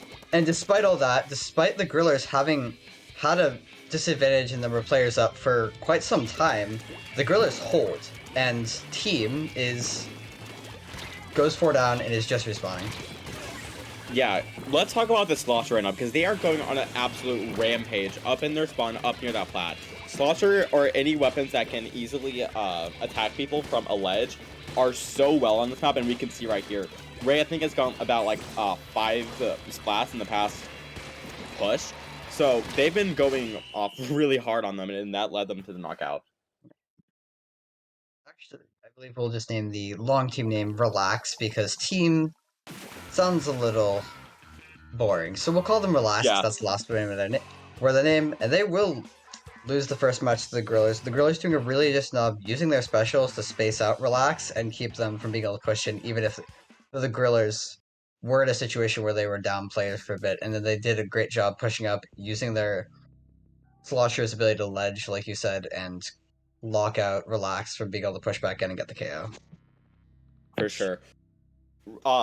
Even though right now we are doing a best of 3 set, it may seem a little scary for Relax right now to, they only have 1 game left, which is on Clan Blitz Piranha, so it's gonna be it may be a little hard for them depending on what Grillers bring out, but if they were to, like, keep that Slosher, because ledges on this map, again, are important. Whenever you're pushing up into their basket, if you see anyone on, I'm not sure what it's called, it's near their, spawn, it's that big, or it's like almost everyone goes there, and that Slosher keeps on pressuring them from there, then you could pretty much keep them back. So they really have to either stay really defensive and just throw bombs, do whatever they can to flush them out, or be as annoying as they can up in that area whenever they're in the advantage. I'm hoping that Relax will have a backline again, because that allows them to maintain the lockout that you can maintain on this map in clams, keeping your opponents from being able to get to their own basket. Or if your opponent's trying to do something similar and you have a large range advantage like we saw from Relax, you can actually back up and pick them up for distance without having to push into their lockout and then break the lockout that way. For sure. It's not too hard to get locked out on this map, but at the same time, it doesn't make it too hard to where you can counter that lockout, so. Yeah, it's definitely one of the more annoying Clamblitz maps for that reason of the lockouts. And speaking of backlines, I wouldn't be surprised if Jose OK plays DJet to see that come out here, because this is, given the way the map is shaped, especially for clams, it's a great Ray map. And you can Ray right across it between basket to basket. It's a very flat map. It's a really good Ray map, especially on Clamblitz, because if you pair that up with like a bubble or something, it's really easy to get through it. But it looks like, I believe that's actually VJet instead. I think that's a good pick. Yeah, that is VJet. They're going to be low on lethals, but they're going to have both mines and mist to slow down their opponents, as well as plenty of range. So they'll have a good defensive game. They're just going to have to be able to get picks defensively. And one down already going down on both sides. Jose OK trying to push up, looking for something, throwing that mist out. Armor coming out, that's 2 down on the Grillers, with Relax taking the early advantage, at least for now. Getting a nice missile kill, it's a 3 down. They don't have enough clams to push yet, but there's plenty sitting right there. They're looking like they've got a great opening right here. They have a really good opening. They really have to coordinate with those clams, though, because everyone is back up onside the Grillers, with the Junior going down. 2 down, actually, once again. 3 down again. That's a quad. I don't know if that's a quad. That's a wipe. But they really just have to get a ball in and just keep on getting those clams in, because first push in Clamblitz is one of the most important pushes that you can get in. Yeah. They did a good job. We saw Noodles running back for clams, then coming back with them. 2v3 situation. That's going to be a push down to 47 for Relax, which maybe they could have got a little more if they've been able to use up a couple more specials to lock out the Grillers. But for a first push only a minute, and that's going to be good, and they're still going to hold. They're going to get another pick on the Grillers, which is going to forestall their counter push. They've got some bombs coming out, and they've got mid control for right now, though. A nice movement by the Glugadulas, taking the trade and getting a pick where they really didn't look like they were about to. Yeah, if we're looking at right now 3v3, it's more just like a quote-unquote battle for mid, and I should say that's 2 down go, which means that Grillers are in a pretty good position right now to get clams and try to push up here, as there's not really too many people on their basket.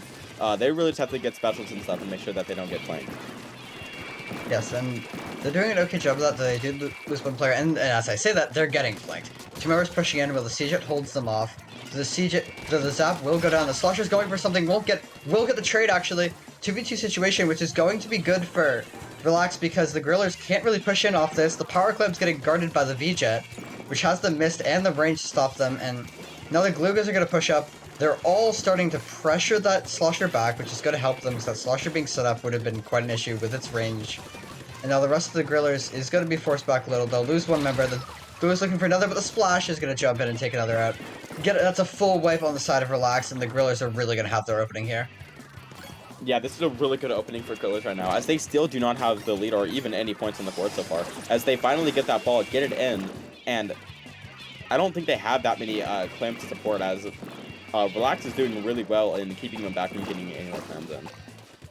Yeah, Relax did lose one. They take down one of the Grillers, and the Slosher 2, which was the biggest headache. But then they lose 2. It looks like they might have jumped down a little prematurely, tying the score and taking the lead, but not by much yet.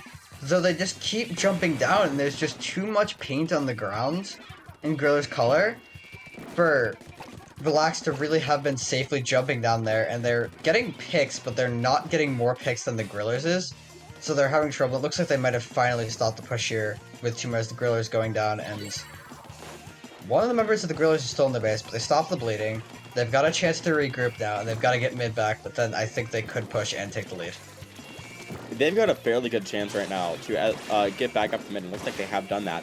Grillers was really up in them for, I don't know, like 1 or 2 minutes. Like, that was a really well done executed push, and it's something that more people need to do, that just because, for clan blitz specifically, just because you don't really have the opening to get any more clams in, you should probably still stay up, push up a little bit more if it's still safe for you, because of the fact that you can get another clam in easily, because it just helps you more with points, and the more points you have, the harder it's going to be for the other team.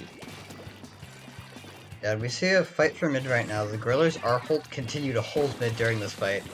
Ray looking for something, but the missiles and the bombs and the coordination to come out. The Slosher looking for another, but they're going to have missiles there of the Grillers pressuring them. They're looking for this flank here, but they're getting called out by multiple members. They're doing a great job pulling off. They've got to get one. That's 2 down on the side of the Grillers. This is going to be the opening Relax needs. They don't have much time, but they got to make it. They got to jump the power. Umi's got to win this 1v1, and their teammate comes in to help. They got to throw a clam. They've got 2 powers. That's going to be lead, or it's not quite be lead, but that's going to be lead. And a nice comeback by Relax, though they still got to either get the KO here or hold. And it's looking like it's going to be they're going to have to hold off of their Grillers push, but they've got mid, and I think they're in a good place to hold right now. If they don't just run it right now, and they did, which might have hurt them more in the end. Yeah, currently there's 2 down, and Grillers right now are doing anything they can to get that map control and get right up into the basket, even if they have a clam or not, because right now they need as much time as they can, or yeah, they need as much time as they can, or that overtime is just gonna be wasted. And it looks like the defensive specials are coming out for Relax. They got some good early picks, and that's going to be the end of overtime, and a nice job by the Relax holding off the Grillers and tying the set at 1. We're going to be going to a game 3, which is always nice to see. Yeah, it's really hype to see a game feel like that, especially coming from a game one where they got knocked out in, I think, about like 2 or 3 minutes, to going to an overtime and then protecting it so much in overtime to where they win, going to a game 3. It's going to be a pretty good game 3 we're going to see. Yeah, it's going to be Tower Ancho, which I think is, of all these maps, probably the one that might just favor Relax the most, because Inkblot favored them a lot for the range, but the Slosher could do so much damage here on the side of Grillers, which it can here too, but they also have their own Slosher, and range is going to benefit them a lot more here, since compared to Inkblot, the sight lines are even more wide open.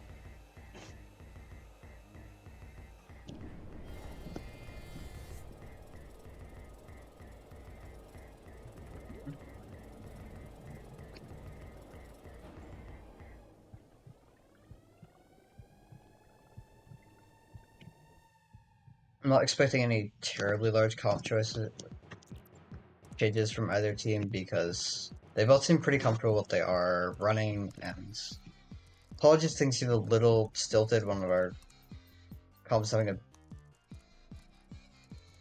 bit of technical issues and we can't hear them, but okay, there we go. Looks like Discord decided to cooperate again.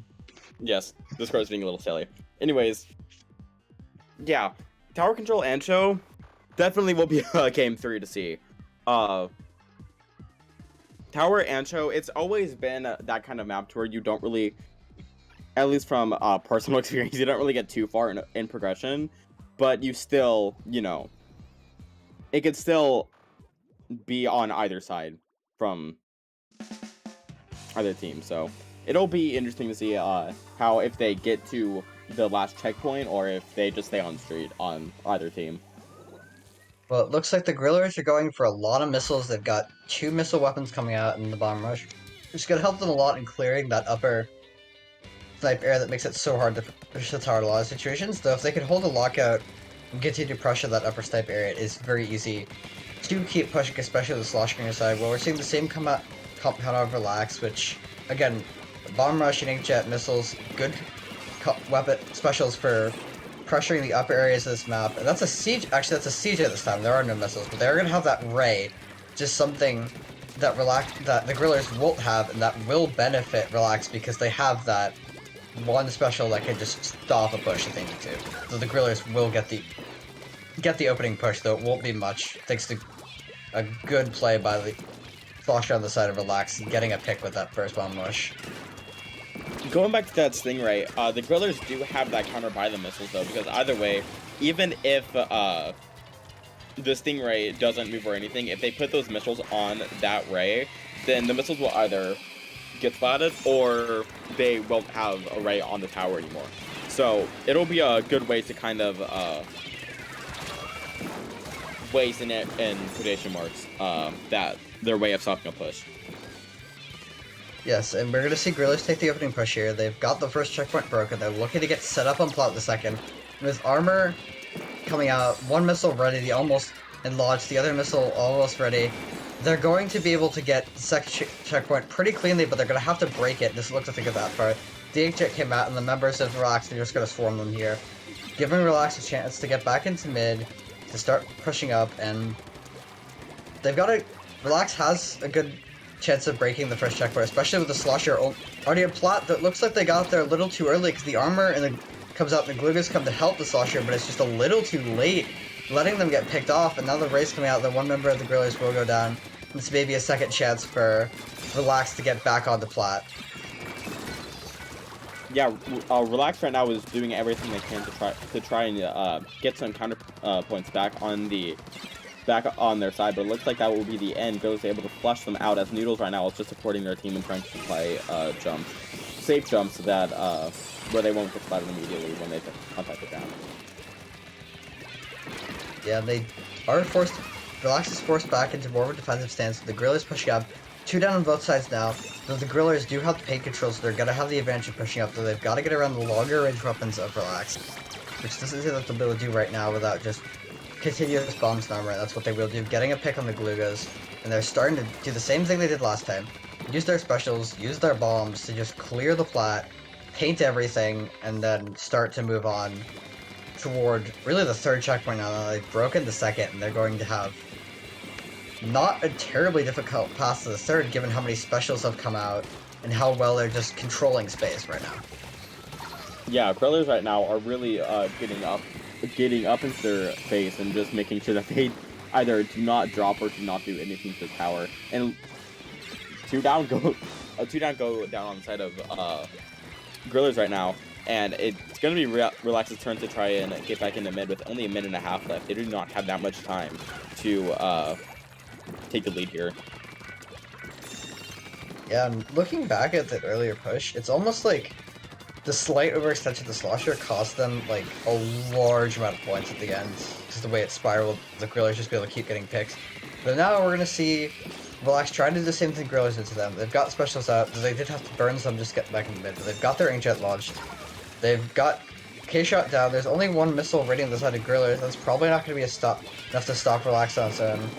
The bombs will come out, a lot of bombs actually coming out, and missiles, trying to pressure Relax off the Guerrillas spot. And the Guerrillas, that seems to be the strategy here, is just keep throwing things that will do chip damage or kill you, and keep a lot of them coming to be it so that they can paint up, take space, and get the picks. And they do lose a member to that jump in actually, but they will have the map control advantage, they'll have the player advantage, and they'll have missiles coming out, and it's going to be a tall order for Relax to get back in this one.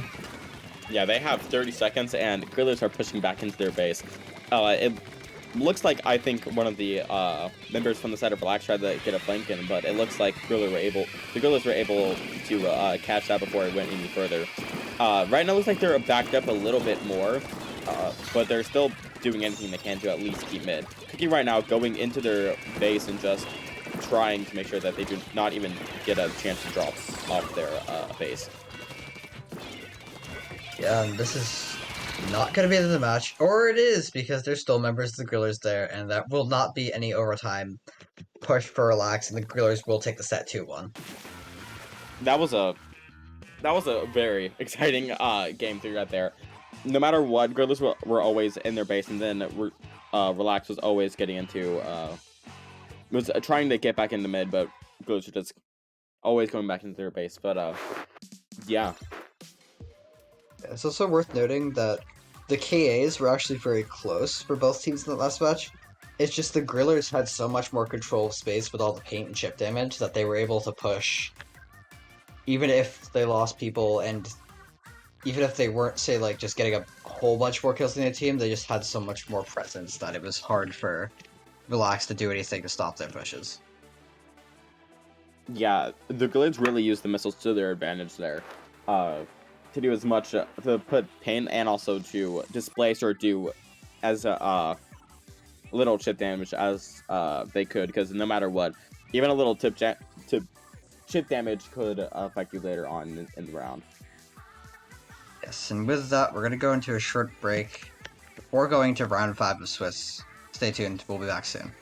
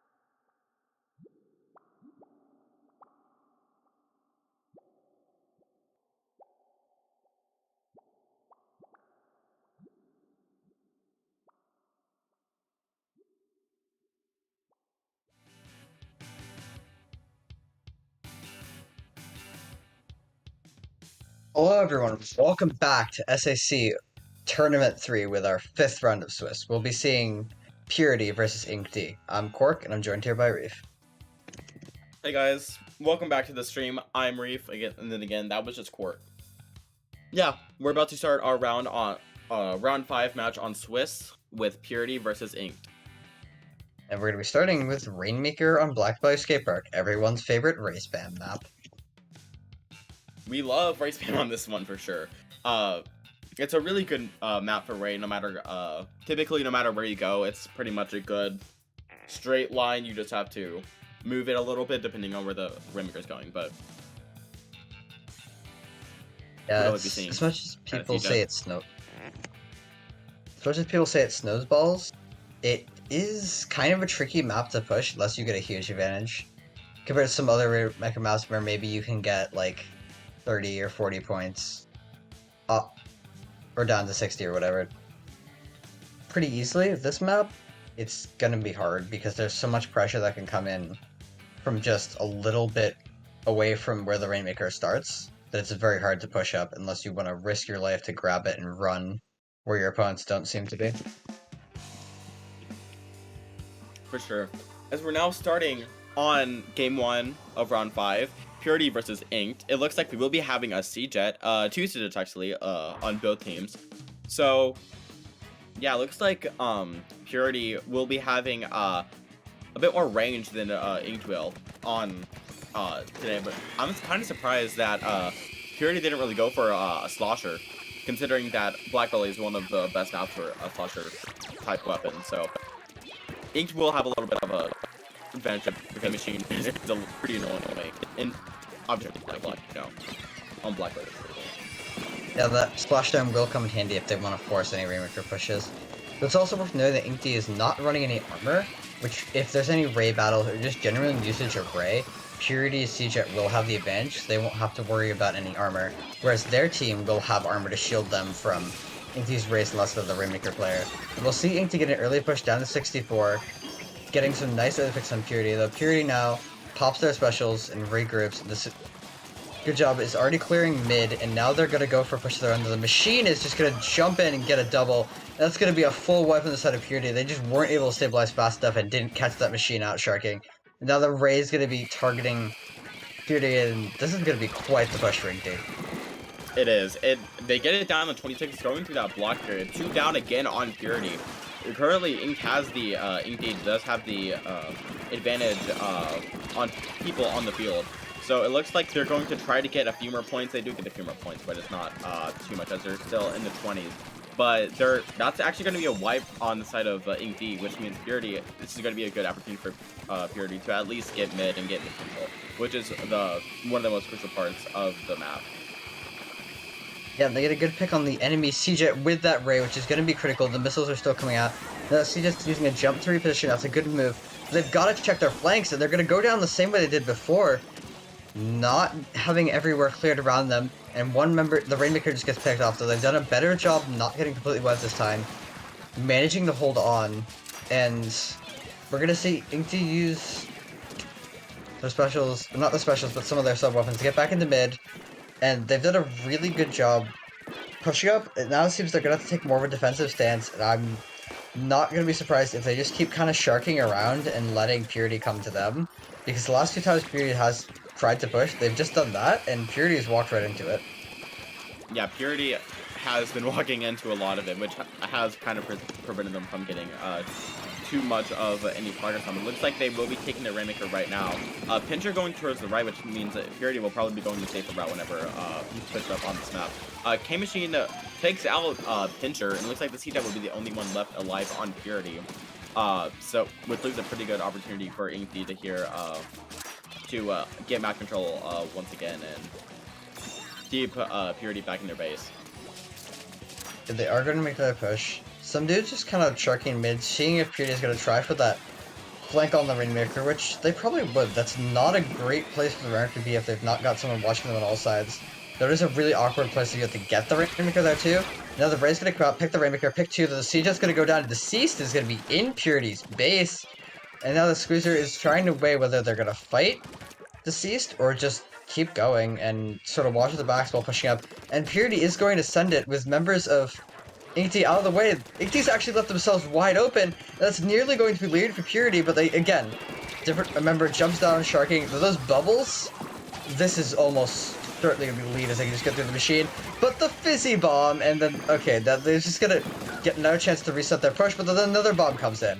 And Purity just needs, they just need to slow down a bit there, but now they really just have to force it. They've got to pop the ray and keep going. It's too far in right now, and they only have 4 points, and this is going to be one of their chances to get a lead, if they at least get one more pick. And it looks like one just respawned and one is down right now. 2 down, actually, on the side of Purity, which means that maybe that will be the end of that push. So now Purity has to protect mid as much as possible, and it looks like Inkty will be stopping that some, as the push basically over now, and Inkty has, actually no, it's pretty neutral in mid. Yeah, though Inkty will try to start another push just to slow down Purity, because the longer you have the Rainmaker, the less time your opponents have to push. Now Purity's got one more chance, and they've got to be careful, because last push, they might have panicked a little, because they just kind of ran straight through that machine. The Rainmaker didn't let any of the teams clear behind them, even though they really did have a couple seconds. Now the Rays are going to come out, the main advantage is on the side of Purity. The Rays going to keep looking for members of Inkty. The missiles are coming out. They've got the Rainmaker, but it's going to get taken out immediately, but must have been a stray bomb or something. That was so upsetting, because I saw that the splash DC 10 seconds after, so no matter what would have happened, that game would have counted. If it went in Purity's favor or not, that would have been scary for Inkty for sure. Oh, it's a good thing they DC'd when they did then, because that ensures Inkty gets the game, and now we're going to go on to the next game, which we are going to be seeing Splat Zones in the Reef. Well, it's your map, I guess. Yeah. Double feature here. Anyways, so yeah, Splat Zones the Reef. This will be an interesting game to see for sure. I predicted we're definitely gonna get another bomb rush, any kind of bomb rush. It's really good for not just capping one zone, but both zones, and there is 2 zones on this map, so. See, Inkty switch off the C-Jet to maybe a different backline or something. Bit more aggressive that paints. I think they have a not player as well, it could be the same person. Otherwise, I don't think we'll see much of a change, because they've got that K-Shot, they've got a lot of paint from the K-Shot and their other frontline Slayer and that splash, and then they've got this machine to provide more of a skirmisher role, as long as a lot of chip damage and suppressive fire between the main weapon, the fizzy bombs, and that splashdown. As for Purity, I think we might see a bit more change up. They'll probably also switch off their C-Jet, but I couldn't say to what. Yeah, Inkty right now is going hard on that chip damage. Missiles, K-Machine, bombs, whatever. In that last game, whenever Purity was in their push where they could have gotten lead, Inkty kept on throwing bombs as much as possible to either pressure, to get a splat, or anything they could, just to keep them from getting lead, and it worked out for them, because that got them, I believe that got them wiped, so. I think it'll help Purity to play a little slower here, because it seems like a lot of stuff they did against in the last match was very rushed, so it could have just been... Black Belly can be a bit of a tricky map to push, because you're just like, alright, we gotta go somewhere, but there's all these corners, we're not sure where they are. Then you just go when you hope a little bit, and hope that you're gonna be reacting fast enough. On a map like this that's a bit more open, a bit more spread out nimbo, that's gonna let them play a little slower, I think that might help them a lot once they don't have to worry about every single corner being a death trap. For sure. It looks like, Inkty actually going off from not too much range in Purity, really only having their main range source being the bamboo and foil. So Deceased right now over on the right side, about to get missiles, popping them right now, double missile on the side of Inkty.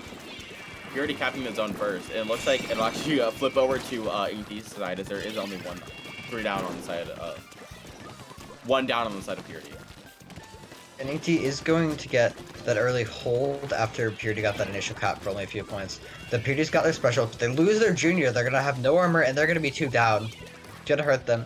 Their comp might give them an advantage if they can get a little more space, because they'll have a range advantage to shut down all of the weapons of Inkty. And for right now, they've got 4 specials in line.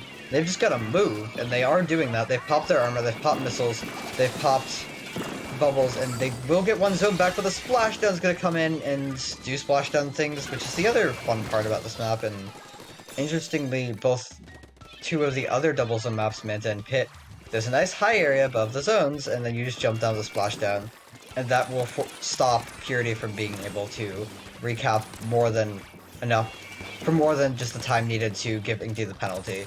And though Purity does have another chance to reset here and try to push back into mid with specials. Yeah, it looks like Laguna from the side of Purity popping missiles to try and provide some pressure for the people on Bridge. Bridge is the most important part of Reach, so getting control of that, or at least getting people off of that bridge, will be the biggest step you can take whenever you're trying to get pushed back in. Do take control of Bridge, but they weren't able to get all the picks they needed to go with it. And Inkty is just gonna run around the map and keep paint on. Now Purity has got more specials ready. They've got an armor. They've got more coming. They're all about halfway, but they'll be able to do another good push. Special pushes. What we've seen them do well is just in this match is pop all their specials and get in, but they haven't been able to get the actual picks off them because Inkty's been doing a good job not really dying to those specials and then the ensuing firefight not winning those firefights against Purity. Right now, Fresh from the side of Purity right now just trying to throw bombs and bomb throwing the right zone over there, pushing up to Bridge with their bubbles, getting control of Bridge and just trying to scope out their Inkty's street. 4v3 right now in Purity's favor, so it looks like Purity's will finally be able to get some points in here with 2 down on the side of Inkty.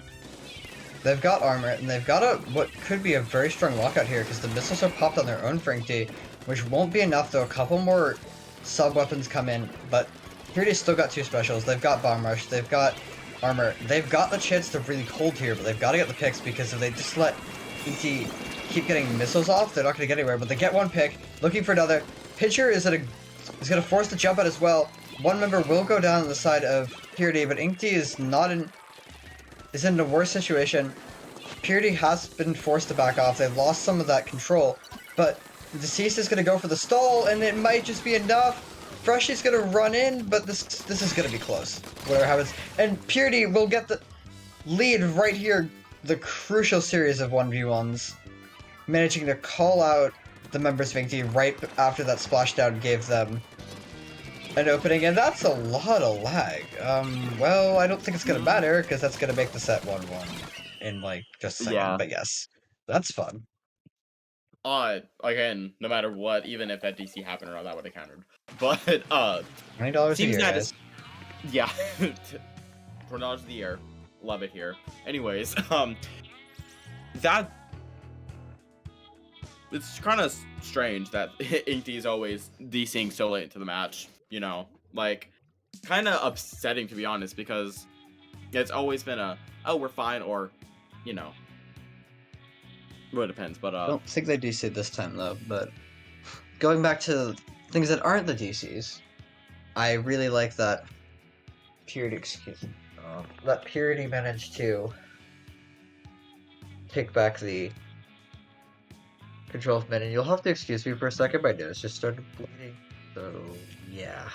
Yeah, take control of that, but, yeah, Clamblitz on Snapper Canal. I can see the K Machine coming back. The K Machine will definitely be a pretty good tool here. Snapper is pretty important, especially on Clamblitz with their ledges. Blasters, launchers, whatever, if it can easily access the ledge and catch someone off guard that is on that ledge, it would be a pretty important weapon to have there, even if you're in disadvantage or if you're in advantage. I can't really see too much range coming in because it's not too much of a wide open map. I think we would probably see a squeezer again. Bubbles are good, but yeah, I do agree with that squeezer pick. I hope that we see Purity bring it out again. In addition to, they might still keep the C-Jet, there might be a V-Jet as well, depending on what their backline player could use, because these weapons, especially V-Jet, we saw that some of the area clearance match, can be a great weapon to play defensively to slow their teams down. As for Indy, I'm expecting a bit more range to come out, because I think that's part of why they suffered last match, because Purity could pick them off from a distance when Indy couldn't engage at all. Yeah, that's a good point. Having range here would definitely be good because that is one of their choke points with their comps. So that would definitely be a good point to use.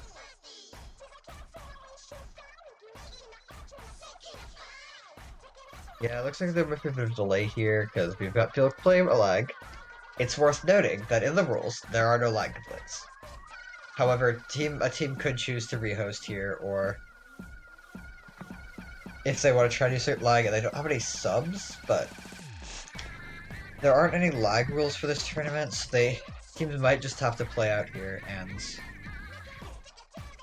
deal with the lag, which is kind of unfortunate, but lag complaints are just really, really delaying.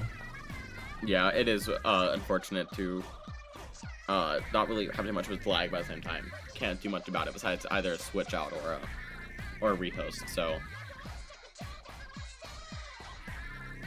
while we're waiting for that, we've got some other stuff we'd like to talk about in addition to the tournament going on. One thing worth noting is that of these talking points is that IPL has a Patreon, and you should come support us and get some cool rewards like a Discord role, credits on stream, and early access to info.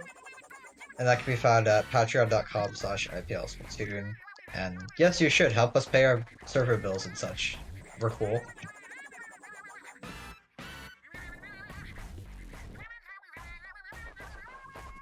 In addition,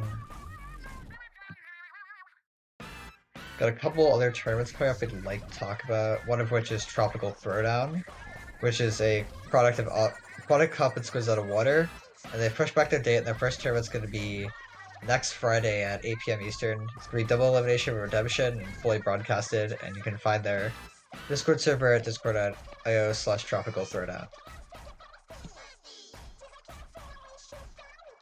Finally, we've... with... go ahead. You go. It's fine. That's fine. Yeah, we've got a match. So we'll talk about the last tournament later, but for now, we've got a match. That was a quick rehost. Good job to both teams getting everything set up real quick. Always appreciate that. Great to see the tournament running on time-ish. And we do see Bloops coming out with that Nautilus. A bit more range at the side of Igdy, which I think will help in a map like this. And the same comp's going to come out of Purity.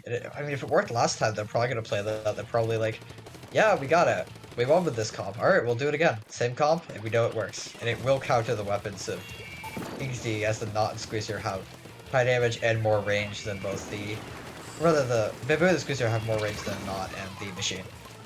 Yeah, Squeezer coming back out is definitely going to be a good point, especially for Clan Blitz because of how bubbles work, and it's always a good special for pushing up. And it looks right here, Birdie is using that bubbles not only just to push in, but also for defense. One going down on Purity with 38 already, 2 down. That's going to be the end of the push right there. Actually wipe, so Inkty's going to have to take this opportunity to get back map control and get into their base as best possible to possibly get that pity in or whatever they can do. Yeah, a very good push for Purity in the first minute, down to 38. Now Inkty has got a chance to go back to the mid, but they weren't able to move fast enough to capitalize on the wipe and just flat out score, which usually doesn't happen, but Purity's doing a good job holding the area around their base and starting to pressure one of the hills as well, which is going to slow down Inkty, make them have to get some picks. The Purity loses their armor, which will hurt them here. And Inkty, they've got to maybe make another power climb, and they will. Some dude try to do a little sharking, but we'll get caught out. And here comes the push from Inkty, and I'm thinking, with the splashdown jump coming in, this could be big. Stopping that bomb rush, especially. For sure. That splashdown coming in and canceling that bomb rush would definitely be helpful for Inkty, but it looks like they already did take lead with only one back up on Inkty. Currently sitting at a 3v4 with Purity taking back map control. We're seeing perhaps the most even game we saw this far, because the first one was very much in favor of Inkty. The second one we saw Inkty have a lot of control and Purity just bring it back convincingly. Now we've got both teams throwing huge punches initially. Both of them are already in the 30s of their scores. And just, these teams are out for blood here. They really want to win this. And this being the last game of round 5 of Swiss, this is their last chance to determine whether they'll make a bracket, and if so, which bracket they'll make. Exactly. This is a very important game right here. It's really important for where we'll be going to the tournament. Creating at 3-4. Luna accidentally swimming into the water, which sits at which makes the game set at a 4v3 right now. Yeah, pitcher going in, getting a nice trade, at least helping with the assist. And Purity is going to have an opening here. They've got one of the longest range out Inkling picked off. They've got a chance to paint up, get some space. They've got a power clam. They've got enough clams, I think, just about to get lead. But they've got it called the bomb rush, but they're not going to have another special to go with it in time. And they're going to get pinched. And that's going to be the end of the push for Purity. They were just forced to run in with that power and hope and pray, but it wasn't enough. Now Inkling is going to be able to resecure mid control. They will lose a member in the process, so this is going to be a bit of a stalemate. Neither team will be able to push up for now until maybe the pick goes down, a special comes out, or something like that. Yeah, right now Inkling is making sure that that they don't really necessarily have control about making sure that Purity just doesn't get too much control to where they can get a push in. Looks like there's 2 down Purity right now, which means Inkling will probably try their best to get a claim right now, as they have enough clams collectively to do so, and a pity along with that. Yes, and Purity is gonna manage to hold Inkling off. They're gonna have to get back in the mid here. They're gonna have to get some picks and some clams. They don't have any clams. They're pushing with specials, and those bubbles probably won't be ready for the next push. So that one special users allowed them to get 2 picks, but they've still got to gather clams. They've only got 6. They've got the picks and the other control, but they really need clams, and I'm not sure. They've got the space, they've got the clams now, and they've got it opportunity for a good push with 2 members of Victory down. This is looking like it could be big for Purity, but they just don't have enough clams in the right place. They had plenty of clams, but none of them were the right player.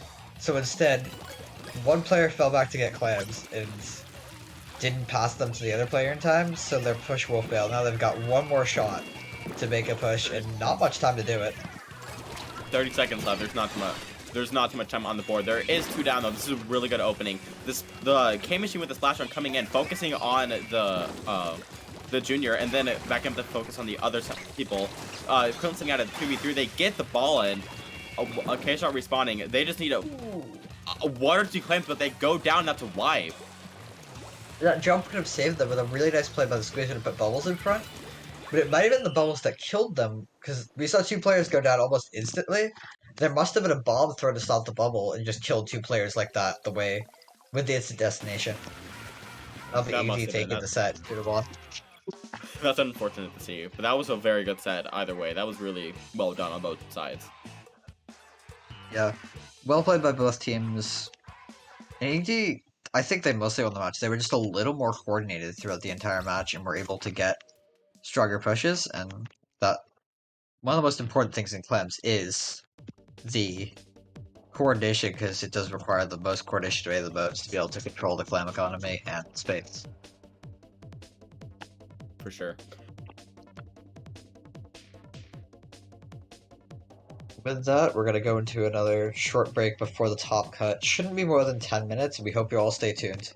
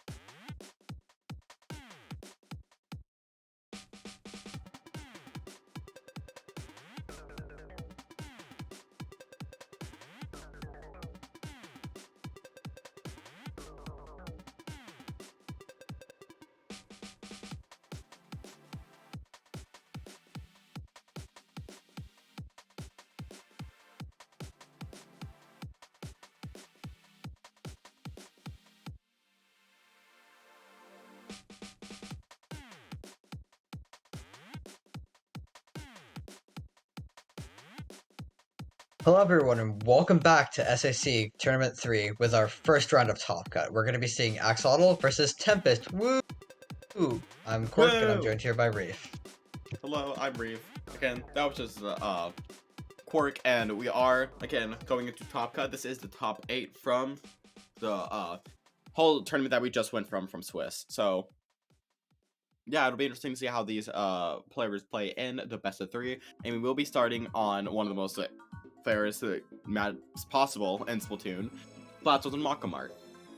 Yes, our favorite extremely bland map, unless you're playing Tri-Slosher or Carbon Roller, and that's your favorite, oh my god, I'm running everywhere, sharking in every ledge, and bonking everyone map. And Red Shell doesn't play these weapons, but we do have a Brush player in Red Shell, so they're gonna have a fun time with this map, I think. For sure. In my opinion, I think really anything that can just be a ledge is annoying. Is so annoying on this map and stage. It does. Yeah. The moment that you go up to a ledge and you have paint around you, you're good, basically. If there's any backlines, like if you go to the far left, I think it's dropped, and you shark around there and they have a backline, you're pretty much at least gonna get one pick from it. It's also a good place just to get anyone unsuspecting no matter where you are, so. Speaking of backlines, this is frequently hailed as kind of an all-around map because there are a lot of good sight lines for backlines that are not as long-range weapons, which is why I think it's very often played because everyone is happy with it. Like, no matter what you play, you'll have some niche to play on this map. And here we go. We're gonna see which team's going to win this. The Tempest is the favorite here. They are the #1 team on the leaderboards for this season of SAC, and they've, I believe, won or almost won. They've had first and second place the last 2 tournaments, if I recall correctly. Looks like Azu, I hope I'm pronouncing this right. Azuna with the zap over on Axolt, jumping back actually, trying to get some pressure on zone with jumping back whenever they took the zone. Currently sitting at a 4v4 right now. Zap going far left, pretty strange position, but then they drop it to go back to the rush. With the missiles popping, it looks like the squeezer is trying to go for them, but they survive. And that's actually a trade. And I did check Tempest. First place in the first tournament and second place in the second, I believe. So, well, maybe they'll get third in this one, just so they're already ahead by so much, they can just try to get the respective tournament number place thing, and that'll be funny. But we see Tempest has got an early lead and continues to hold, though. Axolt is going to have a bit of an opening here. They've got members down. The Red Shell is just going to run around, and this hammer comes out at the wrong time. It could be a huge headache for Tempest. So they do lose their zap, they're able to push up, trying to find that squeezer, but they're just not going to be able to, and Ricky's going to go down. That's going to be 3 down for Axolt. The members of Tempest winning their 1v1s and then able to quickly get back control of the zone and start to push up again. For sure, as the scope right now is the only one down with K-Machine trying to get Drifty out of their left drop, but I think it's actually pretty a strange position for a squeezer. They're right under him, they go right up into the partner, trying to pick them off with the bubbles, but do go down before they even pop the bubbles. Yeah, we saw, despite the squeezer playing aggressive, it seemed to work until they got the missiles. They did scatter. Axolt will get 2 down in Tempest, got a chance to push back in, getting some paint on the ground. Now hopefully they can set up their charger, clear the area around them to keep them from getting snuffed up by a quick rush, because once the treasure has some space, it's going to have a lot more range than anything on Tempest. And that might, what the Axolt is going to need here is paint control and range control, because they've got to keep the brush out from just being able to run around wherever, and they've got to keep the other members from just being able to move up too. Which the range will help with, because if the other members can't move up because the charger, they can't paint and enable a brush. Though, looks like the charger can't be everywhere, so Tempest found an opening, they'll take it, and that's likely going to be the zone shifting back into the favor of Tempest. The Axolt did get much closer to Tempest's score right now, and still has a much better chance of taking the lead because of that. Against the brush right now, just trying to shark around and, you know, just always be moving. Going for the charger here over on the right side of the stack from Crimson's point of view. taking one down, it is only the Charger, so the Charger should probably be jumping back. And they try to jump back, but it's shortly splattered by the Brush. Currently sitting at 3v3. Yeah, and this is going to be almost a critical moment for both teams, but especially Axolt, because if Tempest manages this hold here and gets the picks here, they're going to likely KO, which is good for them because they want to ensure the win. And for Axolt, this is their one shot to take the zone back and get another chance at winning this, but they're not going to have it. Tempest will get the picks they needed. The Spats doing a good job trying to get in, throwing the fizzies, popping the splash down, but it just won't be enough. And that's going to be the first game going in the favor of Tempest.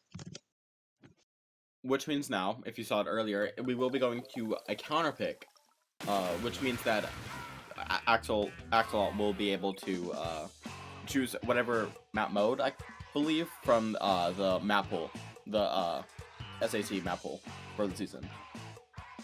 Yes, and if I had to guess, I mean, I'd be surprised to see them go to Rainmaker or Clamblets.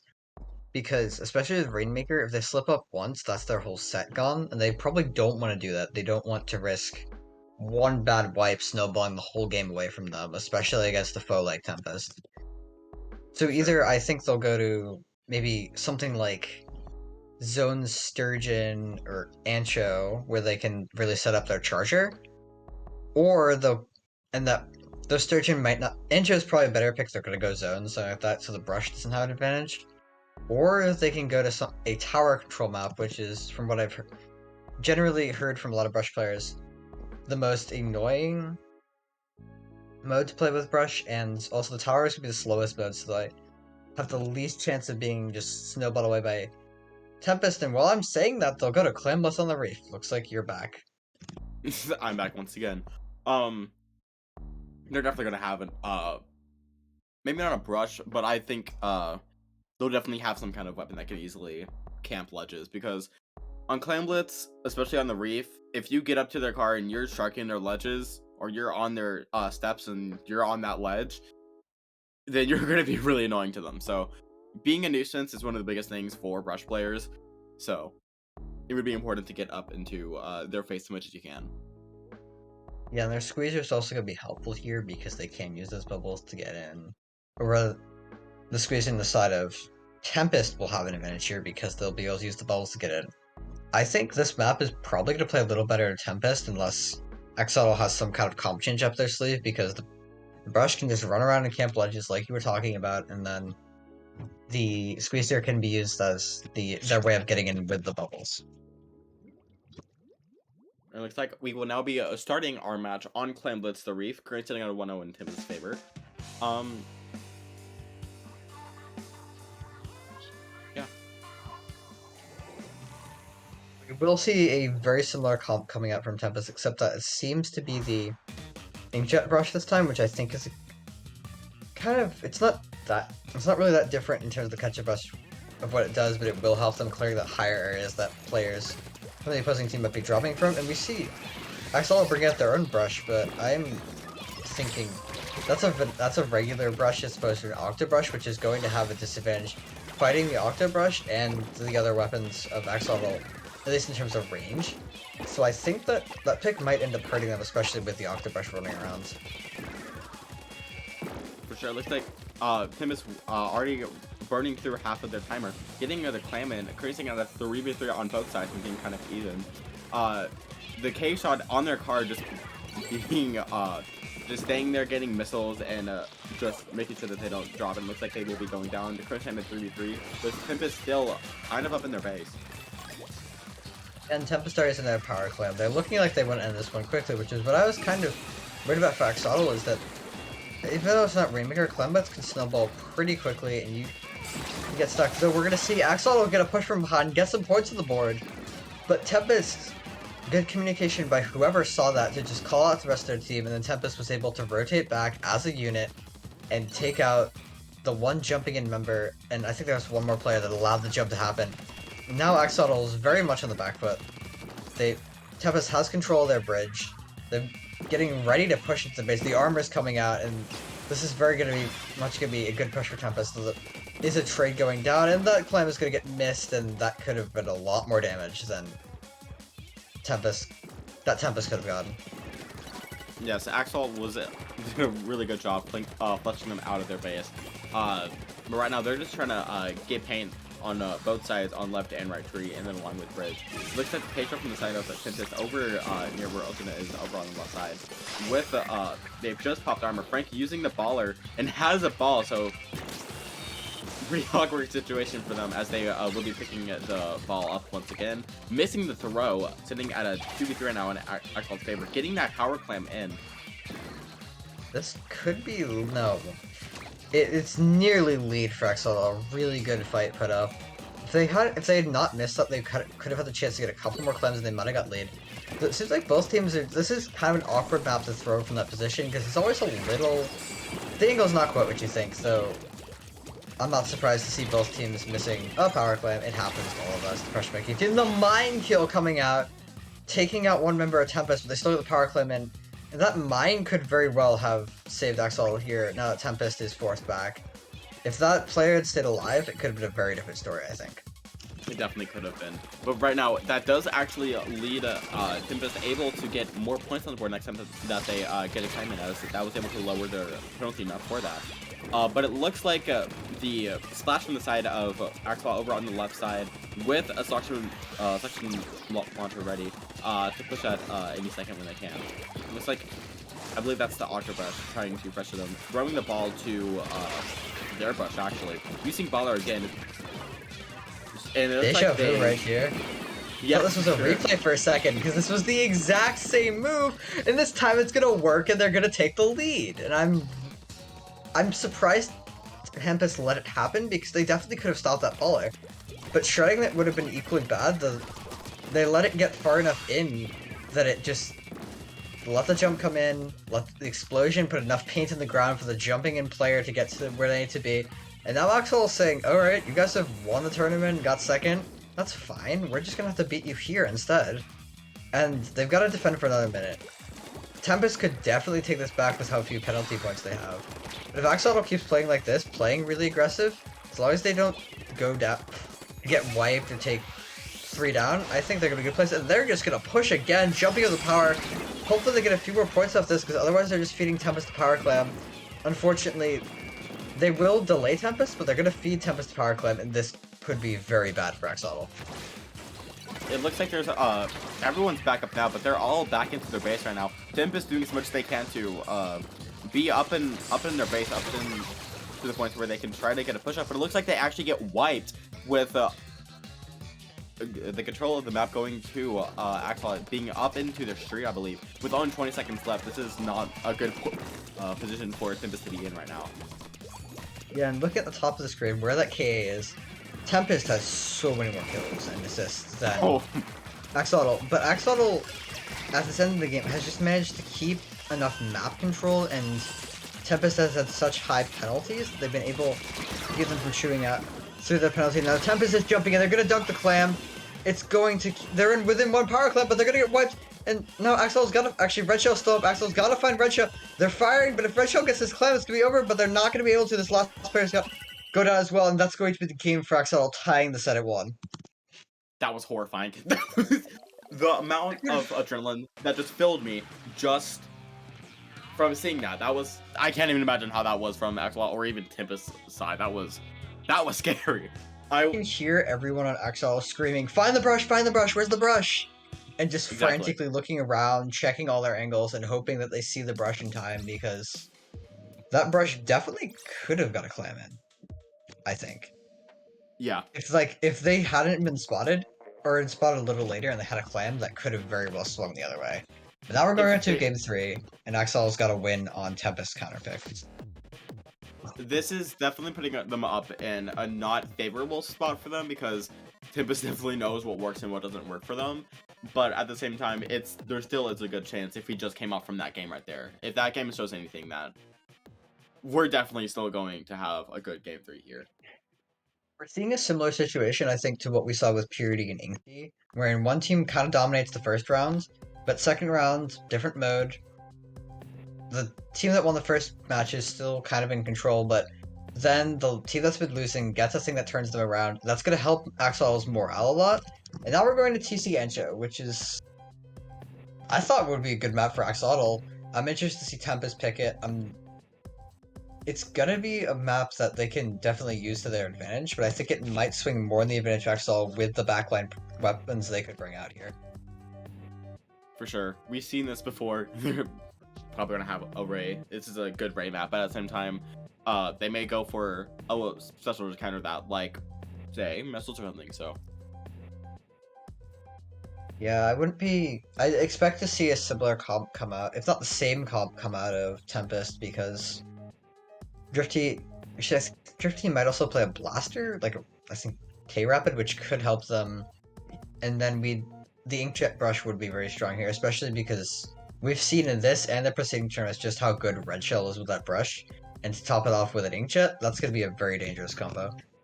This is a very good map for Inkjet. And not a well-known tactic is that you can get on that wall that's near the fan, and majority of weapons can't reach you from there. So that's a very good point, and a good amount of time to just put as much pressure on the enemy team, either if you're in disadvantage or if they're in disadvantage. It's a really good placement to put your jet. Yeah, it's one of my favorites to do. Like, whenever I play the map, I probably have a bad habit of just trying to do it too much and be like, alright, I've got the funny spot, now I'm shooting, but I have to hit my shots too and don't. But it is, like you said, a very strong power position for clearing anywhere here.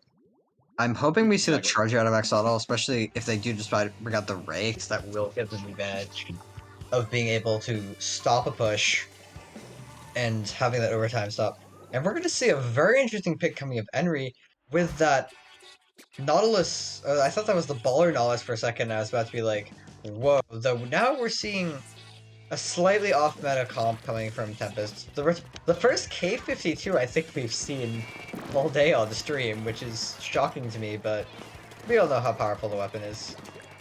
I'm interested to see this T-Tech here. That's going to be really interesting, but it looks like there's going to be 2 down, leaving only the shots left on the side of Axolt right now. Tempest, I believe they have their jet pop. No, they have the bomb pop instead. It looks like they actually take out the knot, and we're sitting at a 3-4 right now, and it looks like Tempest will be able to get this checkpoint very soon, and they do take it.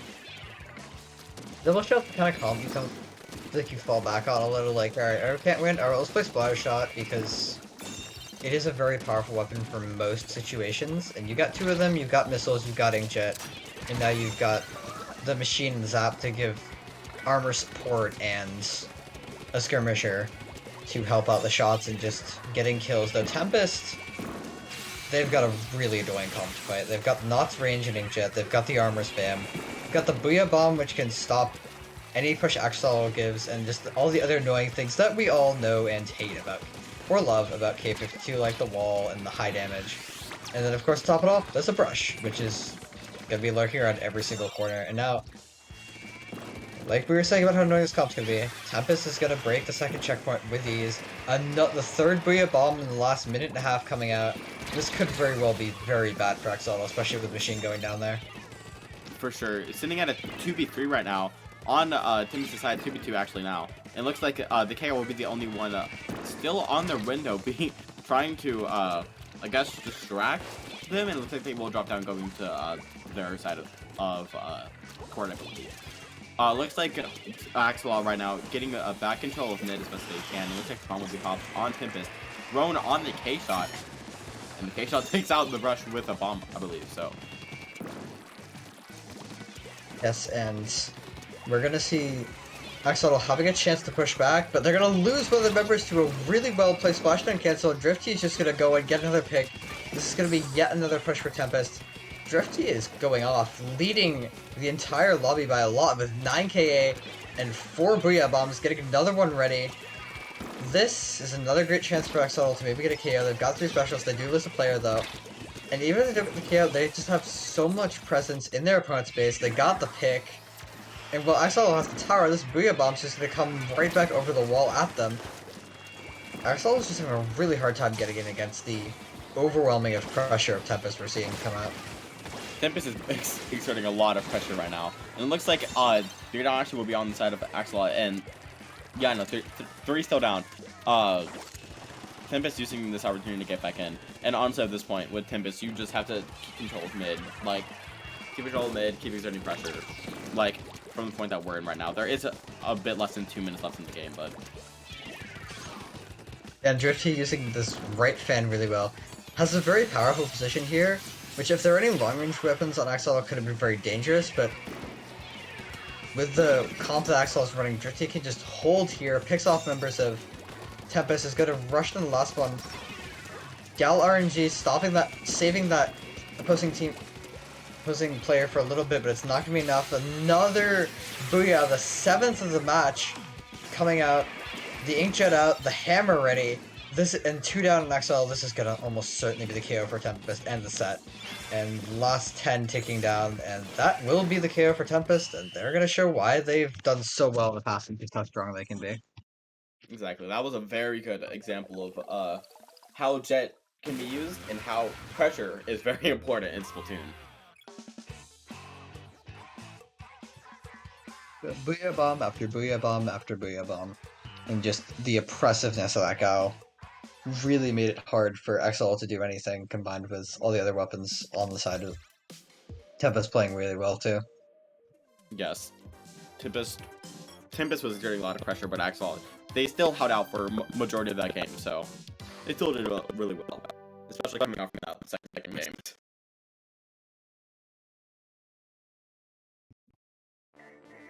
With that, that's gonna be it for us because we've done our job, and we're gonna be passing off to the next set of commentators who are gonna be the lovely Septidons and J-Man, both really great commentators for the last 2 rounds of Top Cut. Before we go, do you have anywhere the wonderful people can find you on the internet, Reef? Everyone can find me over on Twitter at _Reef_, that's 4 E's. Where can people find you? I can be found at StrangeCourt on Twitter. I just retweet art and raises 3 tips to help your tournament run smoothly. Also, there's reading the rules, don't play solo during the tournament, and watching your match chat. Exactly. Couldn't say it better myself. Great job.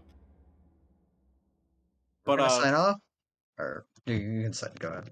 Excuse oh me. no, I was about to say the same thing. Don't worry.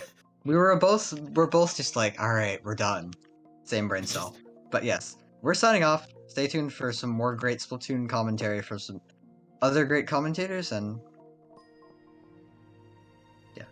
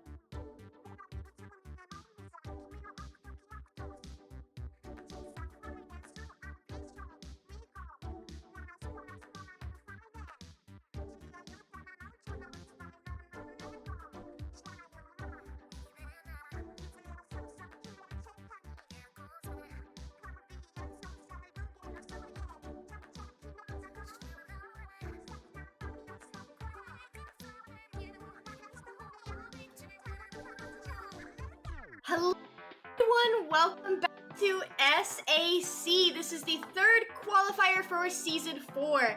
My name is Skepidalians, and I am here with the amazingly talented J-Man. Jay, how are you doing tonight? I'm doing actually really well tonight. I've been doing a lot of the TO stuff behind the scenes today, so I'm sure a lot of the players that we've seen today have been seeing me jump into their chats and asking them, "Hey, how's it going?" But I'm excited to be here with you, Skep. I believe this might be the first or second time maybe we've commentated together. It's been a while. My memory's kind of a little hazy, but we got a pretty good matchup coming on the other side of the bracket today. We're going to be seeing 4Beans versus Skill Issue. Indeed, we will be. 4Beans having made their runs through a couple of tournaments lately. I've seen them in SOS. I've seen them in Squid Junction, and correct me if I'm wrong, they were also in Triton Cup this past week. So they're getting around. They're doing their tournaments. They're getting their games in. And Skill Issue, I believe I've heard of them before. Berlin and Frosh, some very familiar players. Absolutely. Frosh used to be on Freelancing Takoyaki. I might be wrong about that, but maybe that's a different Frosh. But either way, I am expected to see some very spicy gameplay. 4Beans, obviously a very talented Issue, and Skill Issue is out there trying the Skill Issue 4Beans. Yeah, you're right about that, Scout. And I will say, obviously, going into the maps that we have for this set for round 2 of the obviously our top cut here, we have a couple interesting maps. Obviously, all of them may pretty much start on Splat Zone. So for the semis here, we're going to be seeing Splat Zones on Piranha Pit. So we're going to be starting off with a dual zone map, some relatively small zones, some very quick to capture zones, but a lot of space to move around both of these zones, Skep. Yeah, I do think Piranha Pit having that split zone is going to be it's something that I'm seeing more frequently in the comp scene. You used to only see Clam's Piranha Pit, but Splat Zone's Piranha Pit has been cropping up for a hot minute. But then past that, we do have the counter picks. Do you know anything about 4Beans comps to where we could possibly speculate about what they're going to bring here? I do expect, obviously, a Charger to come out from One Shot, but I have seen them play C-Jet before, which is very dominant here. But I also might have seen them play V-Jet specifically on this map mode before. I don't necessarily think we'd see a V-Jet here, especially coming out of the side of 4Beans. I think if we're going to see the Jet Squelcher come out from One Shot, it is going to be the custom. Stingray is just super viable on Splat Zone's Piranha Pit. Obviously, the lengthwise Stingray is just an absolute menace. And while the zones are separated, the areas that the zones are separated by is a small midsection and obviously the 2 conveyors on either side. That doesn't really give you a lot of space to move around from a Stingray that's going from one end of the map to the other. So I'm going to be interested to see what actually One Shot and 4Beans brings out around the comp if we see that C-Jet. And then obviously on the other side with Skill Issue, you know, we have, as you said, we have Frosh. So Frosh is going to be a very big and adamant threat to the members of 4Beans here. And as we're going to get right into it, Splat Zones, we are going to be seeing One Shot actually bring out a scoped E-Leader, which I did not expect. Yeah, that's not something I would have expected on this map mode in particular, but it does make sense, right? You're going to have the rain to get across of both zones. In addition, the E-Leader might be able to reach across both zones without any issue. So we do see a launch positioning here on their hill, ducking and weaving nearly at those missiles. They are caught in the middle of some crossfire, so they are going to get picked by the Nautilus, who's going to drop into zone. 4Beans is in control of the zone, but it is a 2v2 situation, and it's currently in neutral. So Skill Issue pushing up, they might be able to shred Lex over there as they pop Booyah Bomb, and they are going to be able to do that. Neither team really in control of the zones right now with a substantial lead with 40 seconds having gone in the game. Right, and this is a big positioning game between 4Beans and Skill Issue that we're seeing right now, Skep. The main thing is, yeah, sure, there's one zone that is capped on either side, but it seems like no matter what ends up happening, whether one player goes down or the other, the zones are just kind of in this neutral position the entire time, as some rain is now coming out from Berlin on Skill Issue. Maybe we're going to be able to get a recap here, and Skill Issue is going to be able to push up a little bit, but as you see, there's not really any massive wipe happening on either side, and as I say that, unfortunately, 2 members of Skill Issue do go down, so now the members of 4Beans are going to be able to capitalize, push up very quickly. That is a full wipe scenario. Now 4Beans in control of the zones, at least for the time being. Nick with the Inkjet at the ready. We got the Booyah Bomb ready, and of course the E-Leader also with their special at the ready. So expect to see all of these get popped on a defensive push, but unfortunately right now, Skill Issue kind of struggling to push back into the zone right now. Score at 69 and counting for 4Beans. In a 2-down situation on Skill Issue, 2 of them going to have to be coming off a respawn. And Piranha Pit's one of those maps, Skep, that is just, it's very tough to push back in on. You don't really have a lot of options or choices on how you push out. Indeed, and the number one thing I was concerned about was them pushing off of their stack. And having to deal with that Inkjet from Nikado. They did opt to go right, and they were all punished for that. So all that time that they took around to go right means that 4Beans was able to tick down the clock, and they're almost at 10 ticks remaining. That's a lot of pressure now going to be put on Skill Issue, as that Booyah Bomb does come out from the 52, using that just to paint and maintain the zone, giving 4Beans game 1 in a very, very clean game. And it was super clean on 4Beans. After they got that first wipe, it was just an absolute lockout for Skill Issue. And that, again, that can be an issue on Piranha Zones. We've seen it before. We saw it in the last SAC tournament, which when one team pushed up, there's not a lot of options. You really don't want to come up that main conveyor, because that conveyor just doesn't really give you a lot of options to move. You don't have a lot of space, and the conveyor is also pushing back toward your spawn, so that never helps either. That reduces your movement. And then obviously coming off the stack on the right side there, you can't really... You got one little platform to kind of push off on. So it was really a matter of, could Skill Issue get the specials they needed to push back in? And unfortunately, they just weren't able to in this scenario. But we have a very quick counter pick coming in. So I believe we're going to be seeing TC on the Reef. That was a super fast counter pick. Not only was that a fast counter pick, but it was a strange counter pick, admittedly. Something that's very unique about the Reef is how quickly that first checkpoint falls. If you have any sort of presence in your opponent's street or alley, that first checkpoint comes free.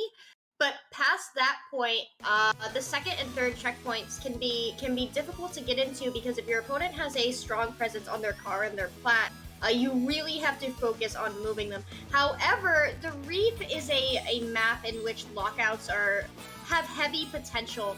If you get a bomb rush up into your opponent's spawn, they are not going to be able to drop. You get a Booyah Bomb up there, Storm up there, literally anything can do some serious damage. So I'm curious to see what Skill Issue is going to bring to the table here and what their plan is, because in order for it to be a quick counter pick like this, you either have to assume or know from experience that you are just very, very good on this map mode, or have a plan to counteract 4Beans comp here for this map mode in particular. And knowing One Shot is on the other team, I do question that a little bit, just because of they're a very, very confident Charger player and backlines as well. So they have a lot that they can do here in order to keep the pressure up. The way I see it as well with One Shot here, Skep, is, again, as you said, One Shot, a very confident Charger. If One Shot can get up on that bridge, and of course the members of 4Beans are able to take that first checkpoint, you're gonna have a lot of trouble trying to push One Shot off that main bridge. But we're actually gonna see the Jet Squelcher come out, and obviously not a bad choice here. Some missile pressure is always good on a map like this, as we get a good look at both of the comps. We are going to be seeing a double armor comp, double bucket double armor, actually, on the side of Skill Issue here. And on the Reef, that's not really a bad option, but I do think Skill Issue is going to be sacrificing a little bit too much paint running the double bucket here in this case. But obviously, Skill Issue trying to get up early with the first push. Unfortunately, the NZAP going to be going down, and not really a lot of specials ready as the Knot goes down, unfortunately, for 4Beans here, Skep. And kind of, again, similar to what we saw at the beginning of the game, just kind of jockeying for position at the moment. Yeah, both teams are getting a vibe for how each other wants to play on this map mode. 4Beans figured out what Skill Issue's jive was on that last game and knew how to interact with them. We do see Lex now on the K-Shot, sweeping up that left side, getting early missiles, and positioning it on all three remaining members of Skill Issue, no doubt calling them out as well. 4Beans is in control of the tower, and they are heading towards that first checkpoint. And like I mentioned earlier, that first checkpoint can come rather free. They do pop missiles on that tower, and poor One Shot having to dunk back and forth, but getting that done rather well as that first checkpoint does fall, and we are once again in a 3v3 situation. But Skill Issue does get a pick on the Zap and the K-Shot, which means they are going to be able to start to mount the defense here. Yeah, and it was actually a really good defense on skill issue. Berlin actually got a very good pick that was needed up on the bridge there. I saw Missile's going to come out. Going to get all 4 members of 4Beans coming off of respawn here. But it's going to be a matter of if skill issue can get up into that closed area over on the left side there. Because as you said, you can take that. The first checkpoint comes free. But as the counter missiles come out from 4Beans, 3 members of skill issue go down. And that's going to be another delayed wipe for the members of skill issue. And with armor, missiles, and the knot at the ready with their specials yet again, this is going to be a very tough defense for skill issue to pull off, as the armor is going to come out to elongate this push early. Yeah, they also have their second missiles ready to go now as well. They did use that armor, but they are at that second checkpoint, and here come the second missiles, and we can see the members of Skill Issue on their car, but they have no way to access the tower now with how they are being scattered. Mikado over on that right side with the Inkjet ready to go, but the Slosh is providing enough pressure to keep them out of their hair. Now we see a cheeky little 1v1 underneath bridge, and that's going to result in the trade, but this is still in favor of 4Beans right now because they are in control of objective, but very quickly we do see that bucket player trading out with the K-shot, meaning that 4Beans push rather should come to a close here, and Skill Issue should be able to regain some ground. Yeah, shoutouts to Berlin, because honestly, Berlin was in essentially a 1v3 and a 2v1 in that last that last engagement there, and was able to actually stop 4Beans just on their own with the push. So the bucket actually doing some very nice work, has a little bit of range that can be deceptive at times, I would say, Skep. And now, once again, Skill Issue trying to mount an offensive here. They need to get a couple picks. They get one on the knot, but unfortunately, 2 of them are going to go down again. 3 of them are going to go down, as 4Beans is, again, they're taking all their 1v1s here in this scenario as 2v1s, as you can see. No matter how many times Skill Issue pulls up to try and get a single kill, it just seems like there's too many members of 4Beans ready on the defense, and as 4Beans starts moving the tower in the opposite direction, again, you get a good look at the positions here. Mikado up on that bridge. It is going to be a very tough ask to get them off the bridge as the Inkjet comes out. The bucket goes down. The checkpoint, unfortunately, is going to be stopped temporarily, but another full wipe on the side of Skill Issue here, Scap. And this is going to be the 3rd checkpoint for 4Beans. Yeah, the 3rd checkpoint does fall. We do see the members of Skill Issue trying to get any sort of pressure onto the tower, but 4Beans is going to take that for the KO, taking game 2, and with it, the entire set. That was very well played on the side of 4Beans, even on Skill Issue's counter pick there. They knew exactly what they were doing that whole time, and I would add, they were very well coordinated. The Inkjet player there, Nikado, I could tell a couple of times things were called out, and they would just whip around and take that fight with their teammates. So, very well communicated from those players there.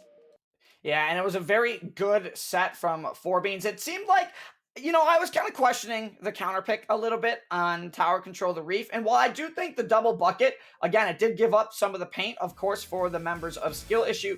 It did allow them to mount at least some semblance of a defense, but unfortunately 4Beans was just too well coordinated. They were ready for a possible tower control pick because, you know, as we do in the competitive scene, Scap, if you lose on Splat Zone, you most likely go tower control unless it was that close, you know? Yeah, tower control is more often more comfortable for teams than Clan Blitz or Rainmaker. But other than that, congratulations to 4Beans for keeping on going forward, and Skill Issue, I do expect to see them again in the future. We will be right back with our next round. Yeah, and it is actually going to be a grand finals going in, and we are going to end up seeing Tempest once again versus 4Beans for brands.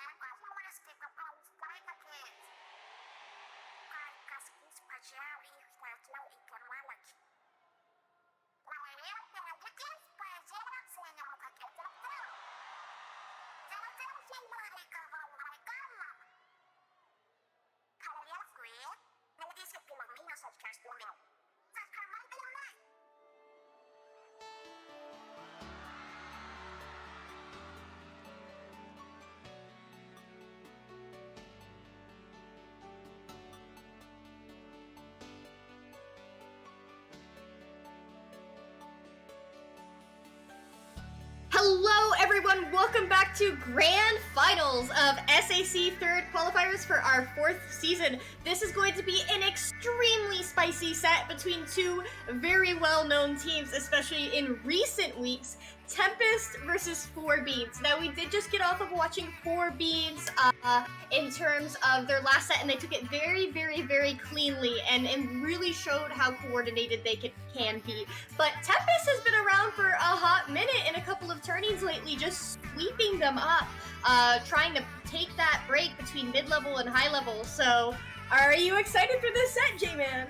I am as well. I'm just super excited for this set, and we obviously we just saw 4 Beans kind of just wiped the floor with skill issue. I'm gonna be honest. There was a little bit of jockeying for position as we saw in the last game, but 4 Beans was ready. They were ready to play Tempest in the grand finals, and they were ready to go. Like, they got into the lobbies, they got set up, and this is just going to be an absolutely incredible grand final. Of course, this is a best of 5 that is going to start on Splat Zone's Anchovy Games. Now, we just saw 4 Beans, but on the other side of the bracket, we've got players on the side of Tempest. You're going to have to watch out for Nori on the Nautilus, and you're going to have to watch out for Red Shell, who is probably one of the best Octo Rush players, I would say, in the entirety of the SAC right now.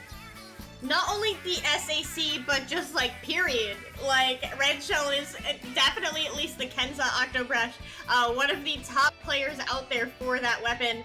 And Henry positively scares me on the Nautilus. I've seen a couple of plays that he's made recently, getting inkjet cancels with inkjet, like, just things that you would not think would be possible. So I look forward to seeing Mikado and Henry square up on their respective inkjets. Yeah, you know what? It's always fun to see, like, a little inkjet v inkjet action, because you don't really get too much of that in high-level play. Usually the one inkjet's dead, or the other inkjet just isn't ready, but it'd be really nice if we could get some aerial action between the inkjets. But as long as you don't die to an inkjet exhaust, I'm gonna be pleased with that. But I don't think anybody's died to the inkjet exhaust recently in a comp tournament that I can remember, at least. I would hope not. I mean, that would be and if that gets on stream, you're dropping. You're getting clipped if that happens. Like, it's just facts. Valid, honestly. Ooh, Red Shell bringing out the V Flingsa. Do my eyes deceive? Okay, no, that's Foil Flingsa. I was gonna say V Flingsa would be so spicy. But we see Red Shell on the. Okay, I'm sorry. We just see Henry on the Nautilus, and once again, one shot on that E-Leader, which is very, very, very good here. Tempest does cap here, but 4 Beans very quickly comes in and sweeps in, recapping that zone, and now they have their sights set on one shot, having to clear out that opponent on right fan. But it does seem 4 Beans is well positioned here for a solid hold. At least at the moment, there's a lot of paint, and you can see the members of 4 Beans kind of already pushing up into the side of Tempest's spawn. One shot being forced to be pushed back, literally the only one alive right now for the member, for the team of Tempest, and now the Knot coming back in. The rain is at the ready, though, for one shot, so you are going to have to wonder, when is this rain going to come out? But unfortunately, it might be delayed a little bit longer as the Knot, once again, on the side of Tempest goes down. They're just not able to control the fan, as now the rain is going to be coming out for the members of Tempest here. Hopefully they can push people off the fan as the ink armor comes out for 4 Beans. A 2-down situation now, and this is where Tempest is going to have to push back into the zone, or at least try and recap the zone, and the Booyah Bomb can do just that, applying a 68 penalty right now to the members of 4 Beans, as 4 Beans suffers a delayed wipe there, Skep. Actually, this is 4 Beans that we're spectating right now. 4 Beans is in the yellow, Tempest is in the blue. So Tempest is now pushing, 4 Beans is now pushing up, getting control of the entire zone and both fans. We do see Mikado has that inkjet ready and is going to go for that cheeky inkjet spot. If you watch Battle of the Brushes, you know that this is such a spicy spot. Oh, and here it comes. Oh, there it is! Henry is going to take that fight and is now going to be pushing back in, giving Tempest control of the zone. And a very good inkjet shot from, again, Tempest in the purple. Apologies for the little tech issue there. Yeah, they're doing a nice job of holding this holding the zone once again. It's Nori just kind of setting up, putting themselves in the correct position at the moment. Going to be able to get one solid pick as they're slowly ticking away at their penalty at the moment. Just kind of holding the fan, and I love the positioning of Nori here because you're able to use the fan as pretty much a wall, and I really like the wall and the way they're using the wall.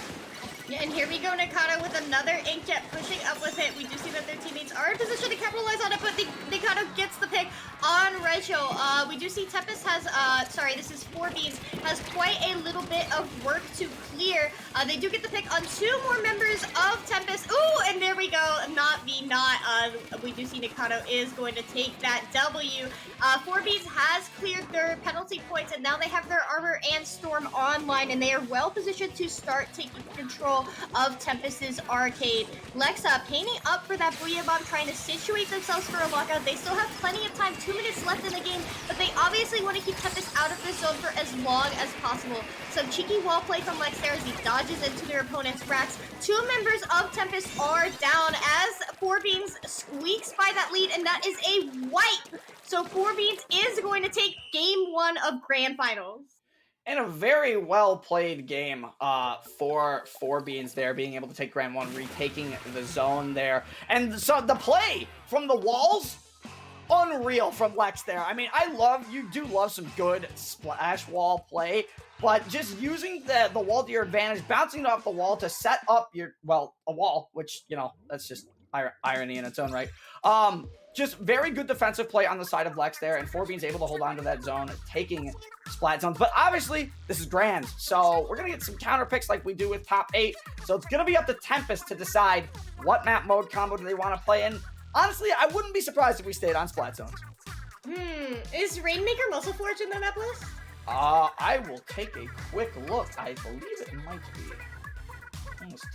Here we go. Okay, so I'm looking at the map list right now. It's on screen. We do not see Rainmaker Muscle Forge, which I know is a very, very, very good one for Red Shell. I wouldn't be surprised to see Rainmaker in general. I think Rainmaker Manta could be a good pick from them, as well as Black Belly. But as you mentioned earlier, teams do go for the comfort picks of Tower Control more often than not.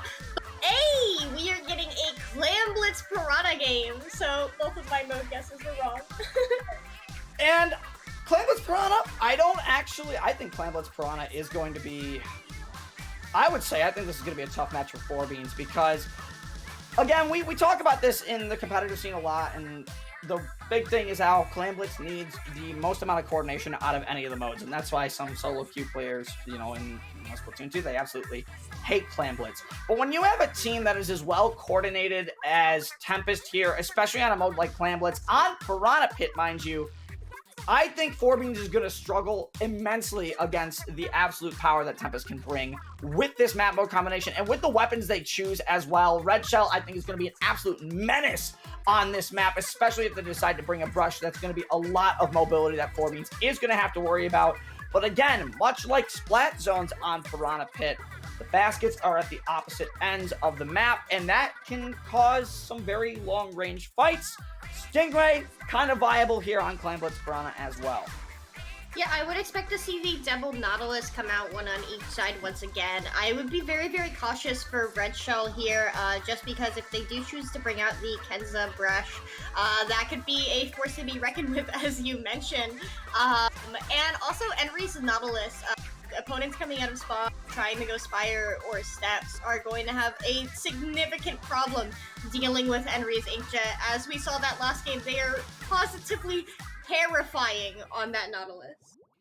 And we're going to get into it. We're going to see what the comps are for both teams here. Again, Tempest going to be in the purple, 4Beans in the yellow. This is a best of 5 grand finals for the Splatoon Advanced Circuit here, week 3 qualifier. And we are going to see the Octobrush come out here on the side of Tempest. Red Shell, of course, holding that one shot. Going to be bringing out the Vanilla Jet Squelcher. So no Stingray here. Going to be using a lot of missile support. And a very early pick, 2 very early picks for the members of Tempest as the Boil Squeezer from Drifty coming out and getting some nasty long-range damage.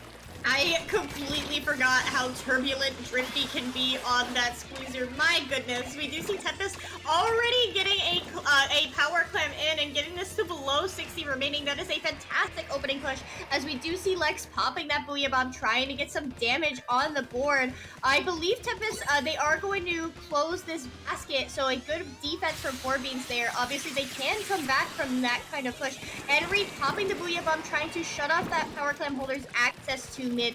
2 members down on the side of 4Beans as Henry and Drifty, a powerful combination. The two of them push up and get that pick. There's only 1 member of 4Beans currently in play, and they are being smoked out rather quickly by Tempest.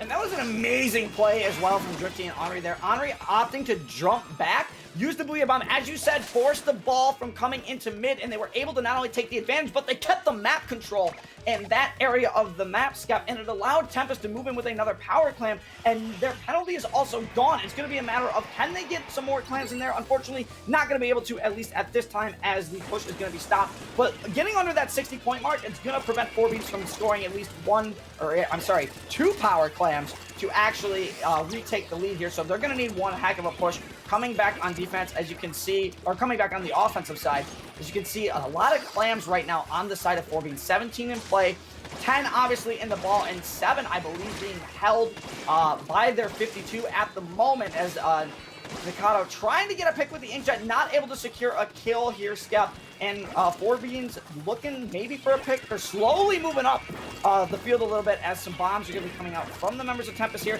And the bombs are actually doing a really good job of keeping the members of 4Beans back. But here comes the armor, and this is going to be an opportunity for 4Beans to push up. A Booyah Bomb comes in, the 52 goes down, but Red Shell's brush on defense is something really scary. That Octo Brush can really put out a lot of paint, really trap your feet, and once you step in a pixel link here, Skep, it's over. Yeah, Jamie man, we do have 2.5 minutes left in this game. 4Beans is going to have to get the plans that they need to in order to be able to push it and get Tempest out of their hair. If any map mode can snowball here, it is Clamp's Piranha Pit, right? Once you get going, if you're able to keep your opponents out, you can really lock and hold. We do see Tempest, they are going to go 1 down. Red Shell now positioning on that right side, popping that hammer, possibly going to be able to get the power clamp holder here, but instead operating to go left for that pan. Oh, very quick whip around, getting a pick on the 52. That is now 2 down on the side of 4Beans as Red Shell pushes up, getting it. Ooh, very spicy from Red Shell there, pushing up with their lovely friend Drifty. Drifty is, that is Fire actually, going to be able to score that power clam, and missiles coming out from 4Beans to mount some sort of defense, but Tempest is keeping up the beanbag damage here with only Drifty currently on the field.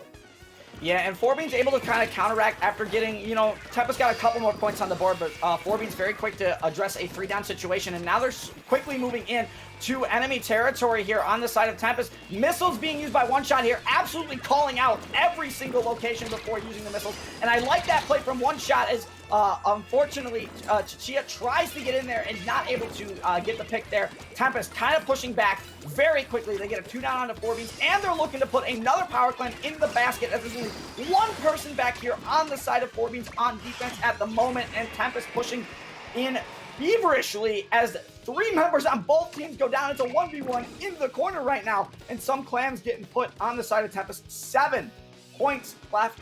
That is a great push from Tempest.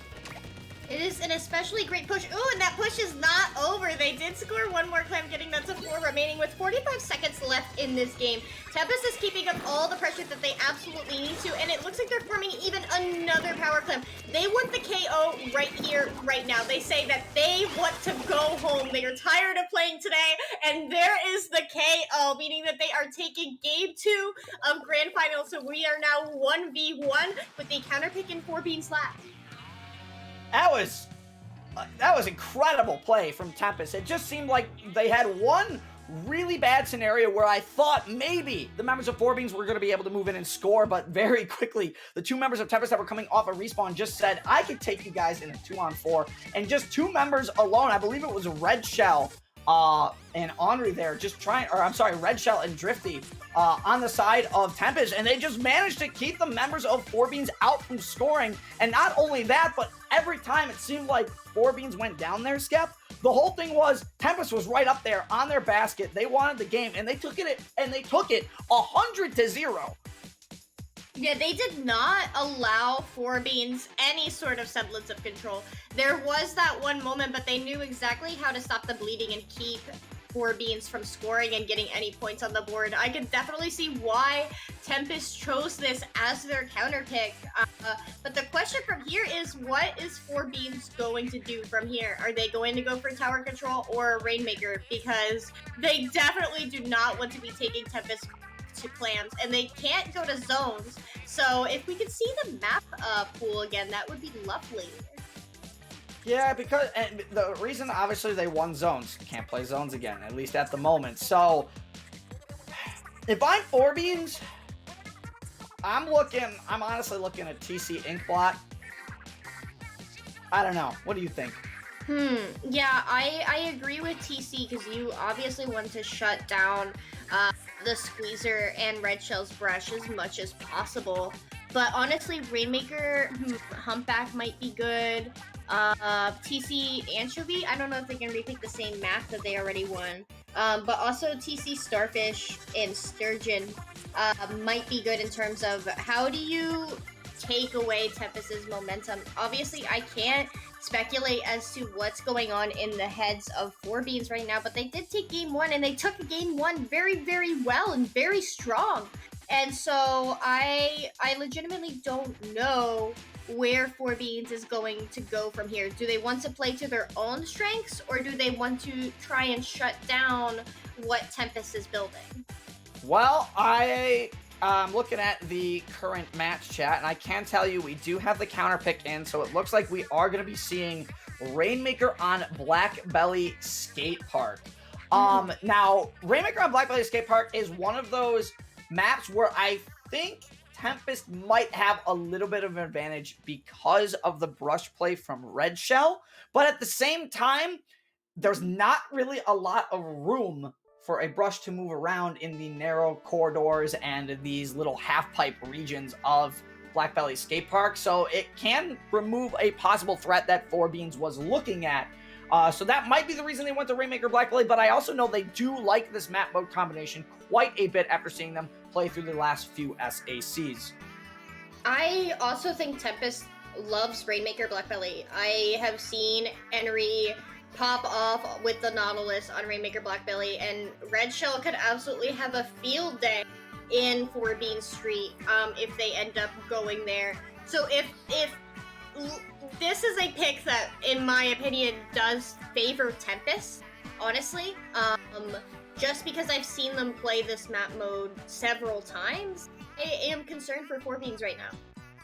Yeah, it's going to be interesting to see what they bring out for the cons, because you got to remember, 4Beans has One Shot, and obviously One Shot likes to play their backline, so if One Shot's going to be playing a backline, what backline do you bring to Rainmaker Black Belly Skate Park? Stingray's okay. I wouldn't say it's your best option. Missiles are just good pressure. I wouldn't be surprised if we saw the Vanilla Jet come out.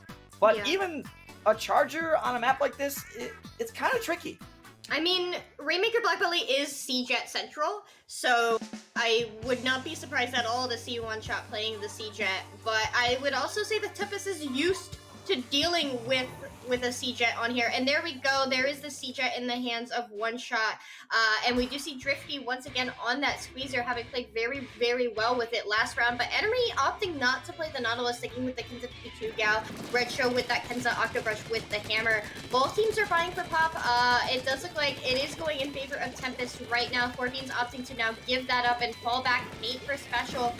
That special from One Shot going to be very, very critical. Obviously, the Stingray. Oh no, they got boy. the Red Shell sweeping up that right side. Definitely a good thing that they noticed that. It was if One Shot did not check that corner, I think they were going to be in a lot of trouble. And we said that Red Shell, would be a problem if Red Shell could get up in the face of 4Beans. But unfortunately, again, the narrow corridors of Black Belly Skate Park can make it difficult for a brush like Red Shell to push up. And I do want to point out that Tempest really didn't go with too much of a comp change. They just kind of swapped the Naught for the 52 in this case, as Mikado is getting an amazing jet shot right off the bat. Gonna get one pick possibly 2 picks, looking for Red Shell below, not going to be able to get it, but they're quickly pushing the Rainmaker up to 48, going up into this garden section. Are they going to be able to get it a little further? Not at the moment as the Rainmaker goes down, but a 3-down situation currently on the side of Tempest as the Rainmaker is going to be pushed up a few more points. 33 points. It's an okay push, but as we know here, Skeff, it is not a safe push on Black Belly Skate Park. No push is safe on Black Belly Skate Park. I will say that 4Beat's coordination pushing up there with the Booyah Bomb, the Inkjet, and the Stingray was positively phenomenal. We do see Enrinos trying to sweep up that left cubby, getting a pick on the Nautilus player Nikano. Now trying to find another pick, getting it on Chicha. As Lex, Rainmaker, and cheeses it? Oh! What happened? Where was Lex? Oh. Where was Lex? That is why you never, ever, ever leave the Rainmaker unprotected on Rainmaker Black Belly. Hello, Lex, we see you. I want to know where Lex was, because I have absolutely no idea where Lex was hiding there at all, Scout. I don't know either, J-Man, but they definitely were able to squeak on by there, and man, Tempest has got to be kicking themselves in the rear right now. Are you kidding me? It's not often that you see that happen in a comp match at all, but that just goes to show you the one downside of Rainmaker. It is that all of a sudden, the game can be over just like that. You know, honestly, I was worried for 4Beans there, but they really, really, really proved me wrong. They said, Scout, no, we got this. Like, easy clap. And Lex just there, just absolutely squeaking by, and man, I hope they're giving Lex a pat in the back right there. As they should, as they're currently on tournament point. But it looks like the counter pick on the side of Tempest is going to be going back to Splat Zones. And they're sticking with the map. It's going to be Black Belly Skate Park. Just a Black Zone's Black Belly? Valid, honestly. But oh my. I have seen Nori play here as well. I would just be curious about what Red Shell's going to be up to, given that he's so visible and so vulnerable from top mid. And absolutely without any range to protect himself. So, what is Red Shell's plan here? Why is Tempest picking this? Are they going to bring out the V-brush there for that Inkjet? Because Nikado is going to be bringing out the Inkjet. They have been playing the Nautilus this whole set, so I don't expect them to be changing it anytime soon. So, what is Tempest's evil plan here? I just think it's called the Red Shell's brush, because on the Octo brush on this map particularly, if Red Shell can get up top pretty much unopposed, they can just rain ink down on both the zones so quickly, and the Octo brush is so good at covering both the zones. Once those zones are capped, I would expect Red Shell to move up and kind of maybe shark around the garden area, around the couple cubbies, see if they can catch a couple members of 4Beans slipping a little bit. But we'll just have to see what they do with the comps. As you said, I don't think the Naut is going to change on the side of Tempest either. But we'll just have to see. We'll just have to see. Indeed, we shall see. I'm very, very curious as to what Tempest is bringing to the table here. Are they bringing out an Explosher? Like, are they bringing out tries? Like, what is happening? Okay, we do see the same comp essentially from 4Beats, and yes, Drifty going to be heading over on the try, and Enri on the K shot. Obviously, how they're going to choose to deal with the top mid situation as both teams rush in and try to get as much ground as possible. Tempest is the first to cap, but 4Beats very quickly having their their armor online as they sweep up that right side, getting a pick on Red Shell. Now they just need to sweep up the remaining members of Tempest because the zones are currently in neutral, and 4Beats is being very aggressive here. Yeah, and I think you have to be aggressive if you're 4Beans here, because you want to set up, obviously, one shot on the top mid as soon as possible, because if you actually look at the comp of Tempest really doesn't have a lot of range. They have a lot of heavy painting weapons, but they don't have a lot of options when it comes to outranging one shot specifically. Obviously, yes, the bucket is a potential counter to top mid, but you still got to get close enough to get it there, as Fire in a little bit of trouble there, has the Disruptor in the way, but it's a junior. You're going to be able to paint a lot of zone through that. As 3 members of 4Beans go down now, Tempest going to be able to retake the zones, and now they're going to start pushing up to see if they can paint a little bit more. They do not want 4Beans to push in very too early, as Red Shell's going to get a safe jump in here. And you can see Drifty kind of just sharking around right now, trying to get some calls, trying to address the Jet Squelcher over there. I'm not quite able to get the pick, but unfortunately that's not going to matter. 2 members of 4Beans are going down before Drifty goes down, and Henri getting absolutely outranged at the moment from, I believe that it was 1 shot on the Jet on the side of 4Beans.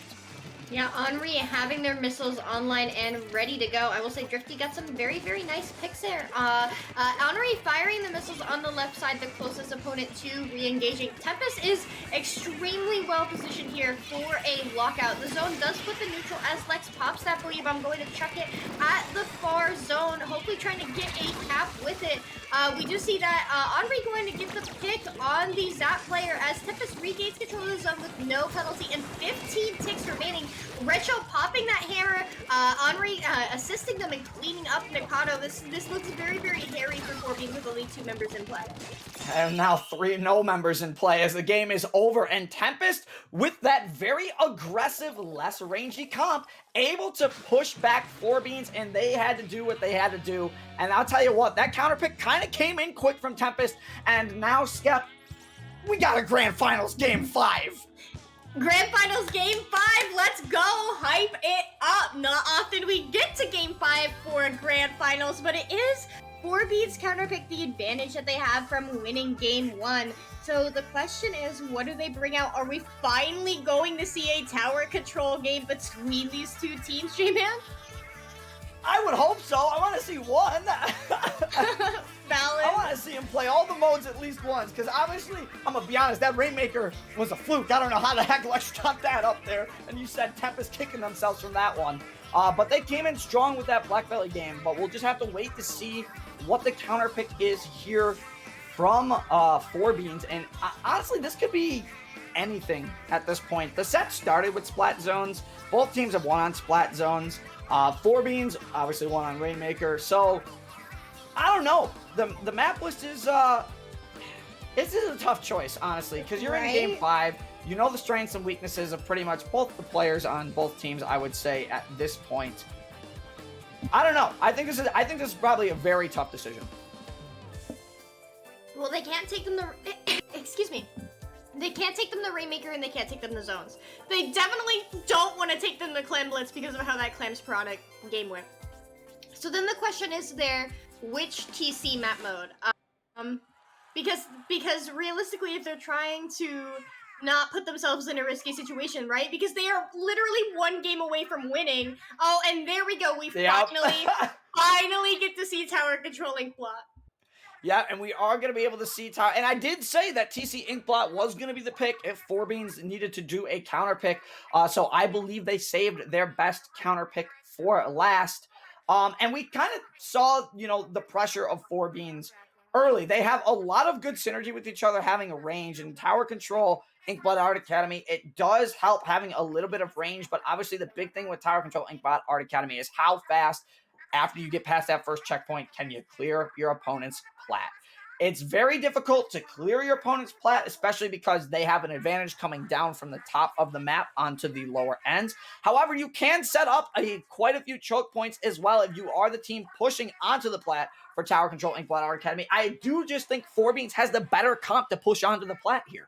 They have range, they've got a lot of slaying power, and they have the Inkjet.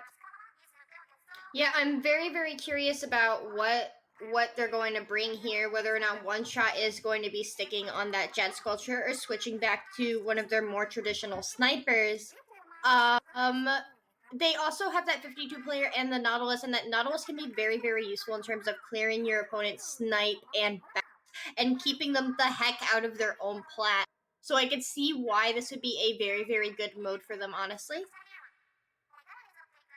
Right. Well, it looks like we're going to be getting right into it, so we'll get to see what the comps are kind of straight off here. And honestly, this is it. This is Game 5, Grand Finals. This determines the winner of SAC Qualifier 3, and we are going to see actually the Vanilla Jet still in the hands of One Shot. So surprisingly, not going back to a traditional sniper. Nikado, of course, obviously going to be rocking the Inkjet with a Booyah Bomb and Ink Armor as support. But on the other side, Tempest also bringing a wait, these There's only one difference on both these teams, and it is the Octobrush for, I believe, an armor weapon, if I'm not mistaken. Yeah, that is the Octobrush from Red Shell.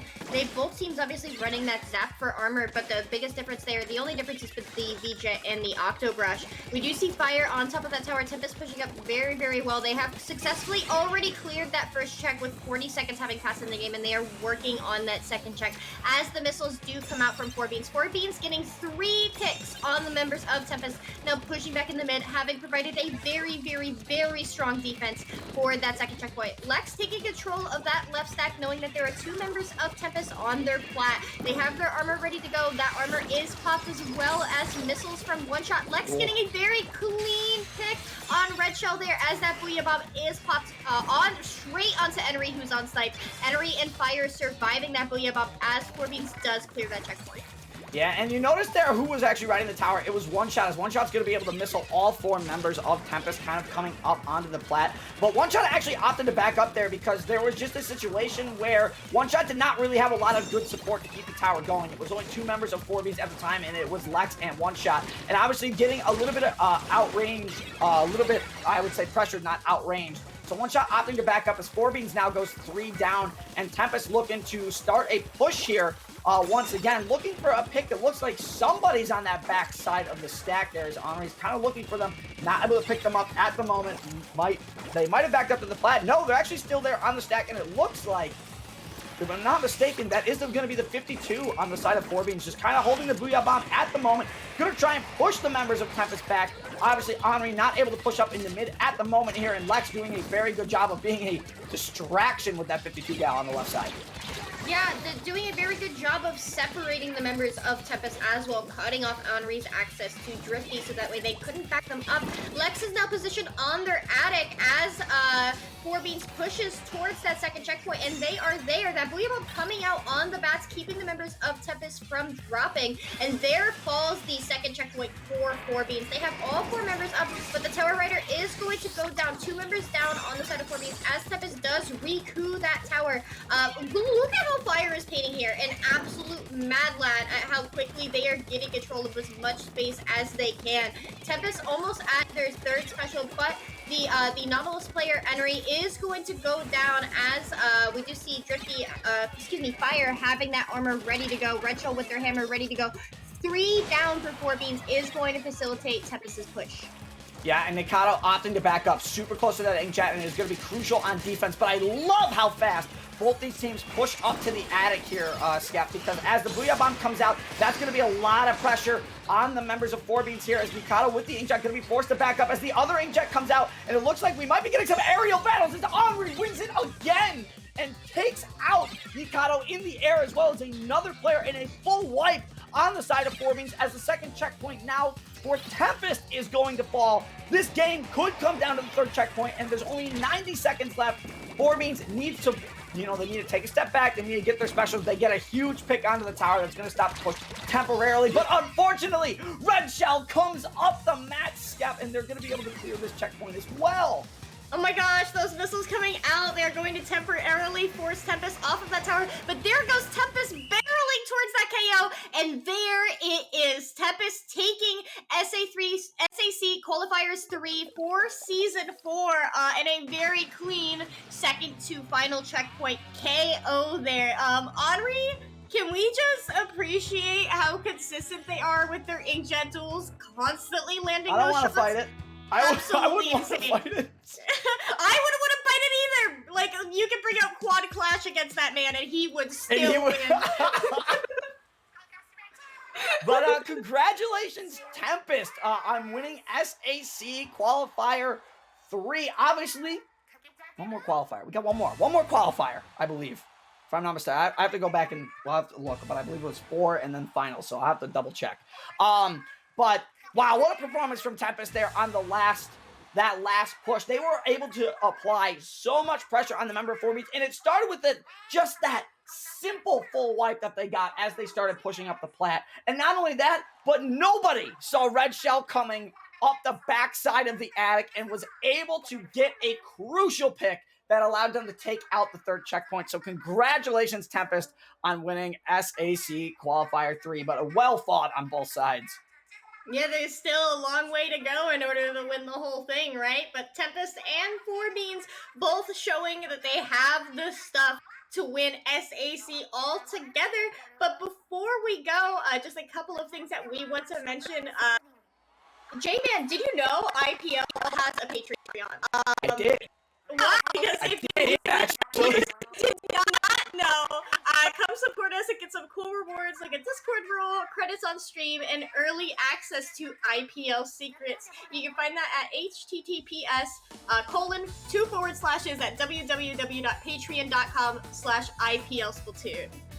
And not only that, but of course we do have other tournaments coming as well besides SAC and all the tournaments you know and love. We do have Tropical Throwdown Tournament 1. Now, as you guys know, Tropical Throwdown was supposed to happen a little bit earlier than what is currently scheduled, but unfortunately it did have to get pushed back to February 18th of 2022, starting at 8 p.m.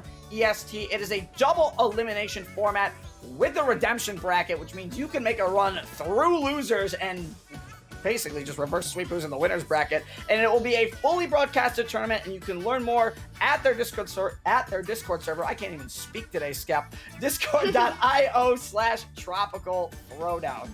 I mean, who would be able to speak after that last set that we saw? Just granted.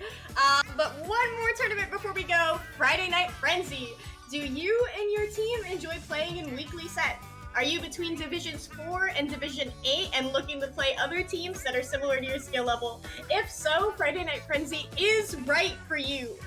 Season 3 is starting up in early March. It is now accepting applications for teams to participate in their 8-week-long round-robin series.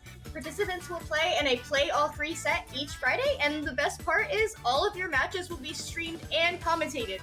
Be sure to follow the Discord server and follow at FNF_SPL on Twitter for more information. Applications to participate are open until February 18th, which is just under a week away, so sign up now. Yeah, absolutely incredible tournaments coming your way on top of all the events that IPL runs. And you know what? Maybe the comeback of lands this year. I'm kind of hyped. We'll see. J-Man, since we're done shouting out our lovely upcoming events, where can the good people find you? So you can find me pretty much everywhere on any social media. All you gotta do is hit me with the @CAJMAN777, and you can find me on YouTube, Twitter, Discord. I'm everywhere. And then it's nice to have a consistent name, I would say, throughout a bunch of things. Valid, honestly. Same thing for me for the consistent name. You can find me on Twitter, Twitch, and YouTube. Skepidalians, as has been seen on screen this whole tournament. And with that, it would be adieu. I had a wonderful time commentating with you, J-Man, and thank you to everyone who turned out to watch as well as participated in our lovely SAC Season 4. Stay fresh, everyone. Yeah, and have a wonderful rest of your night.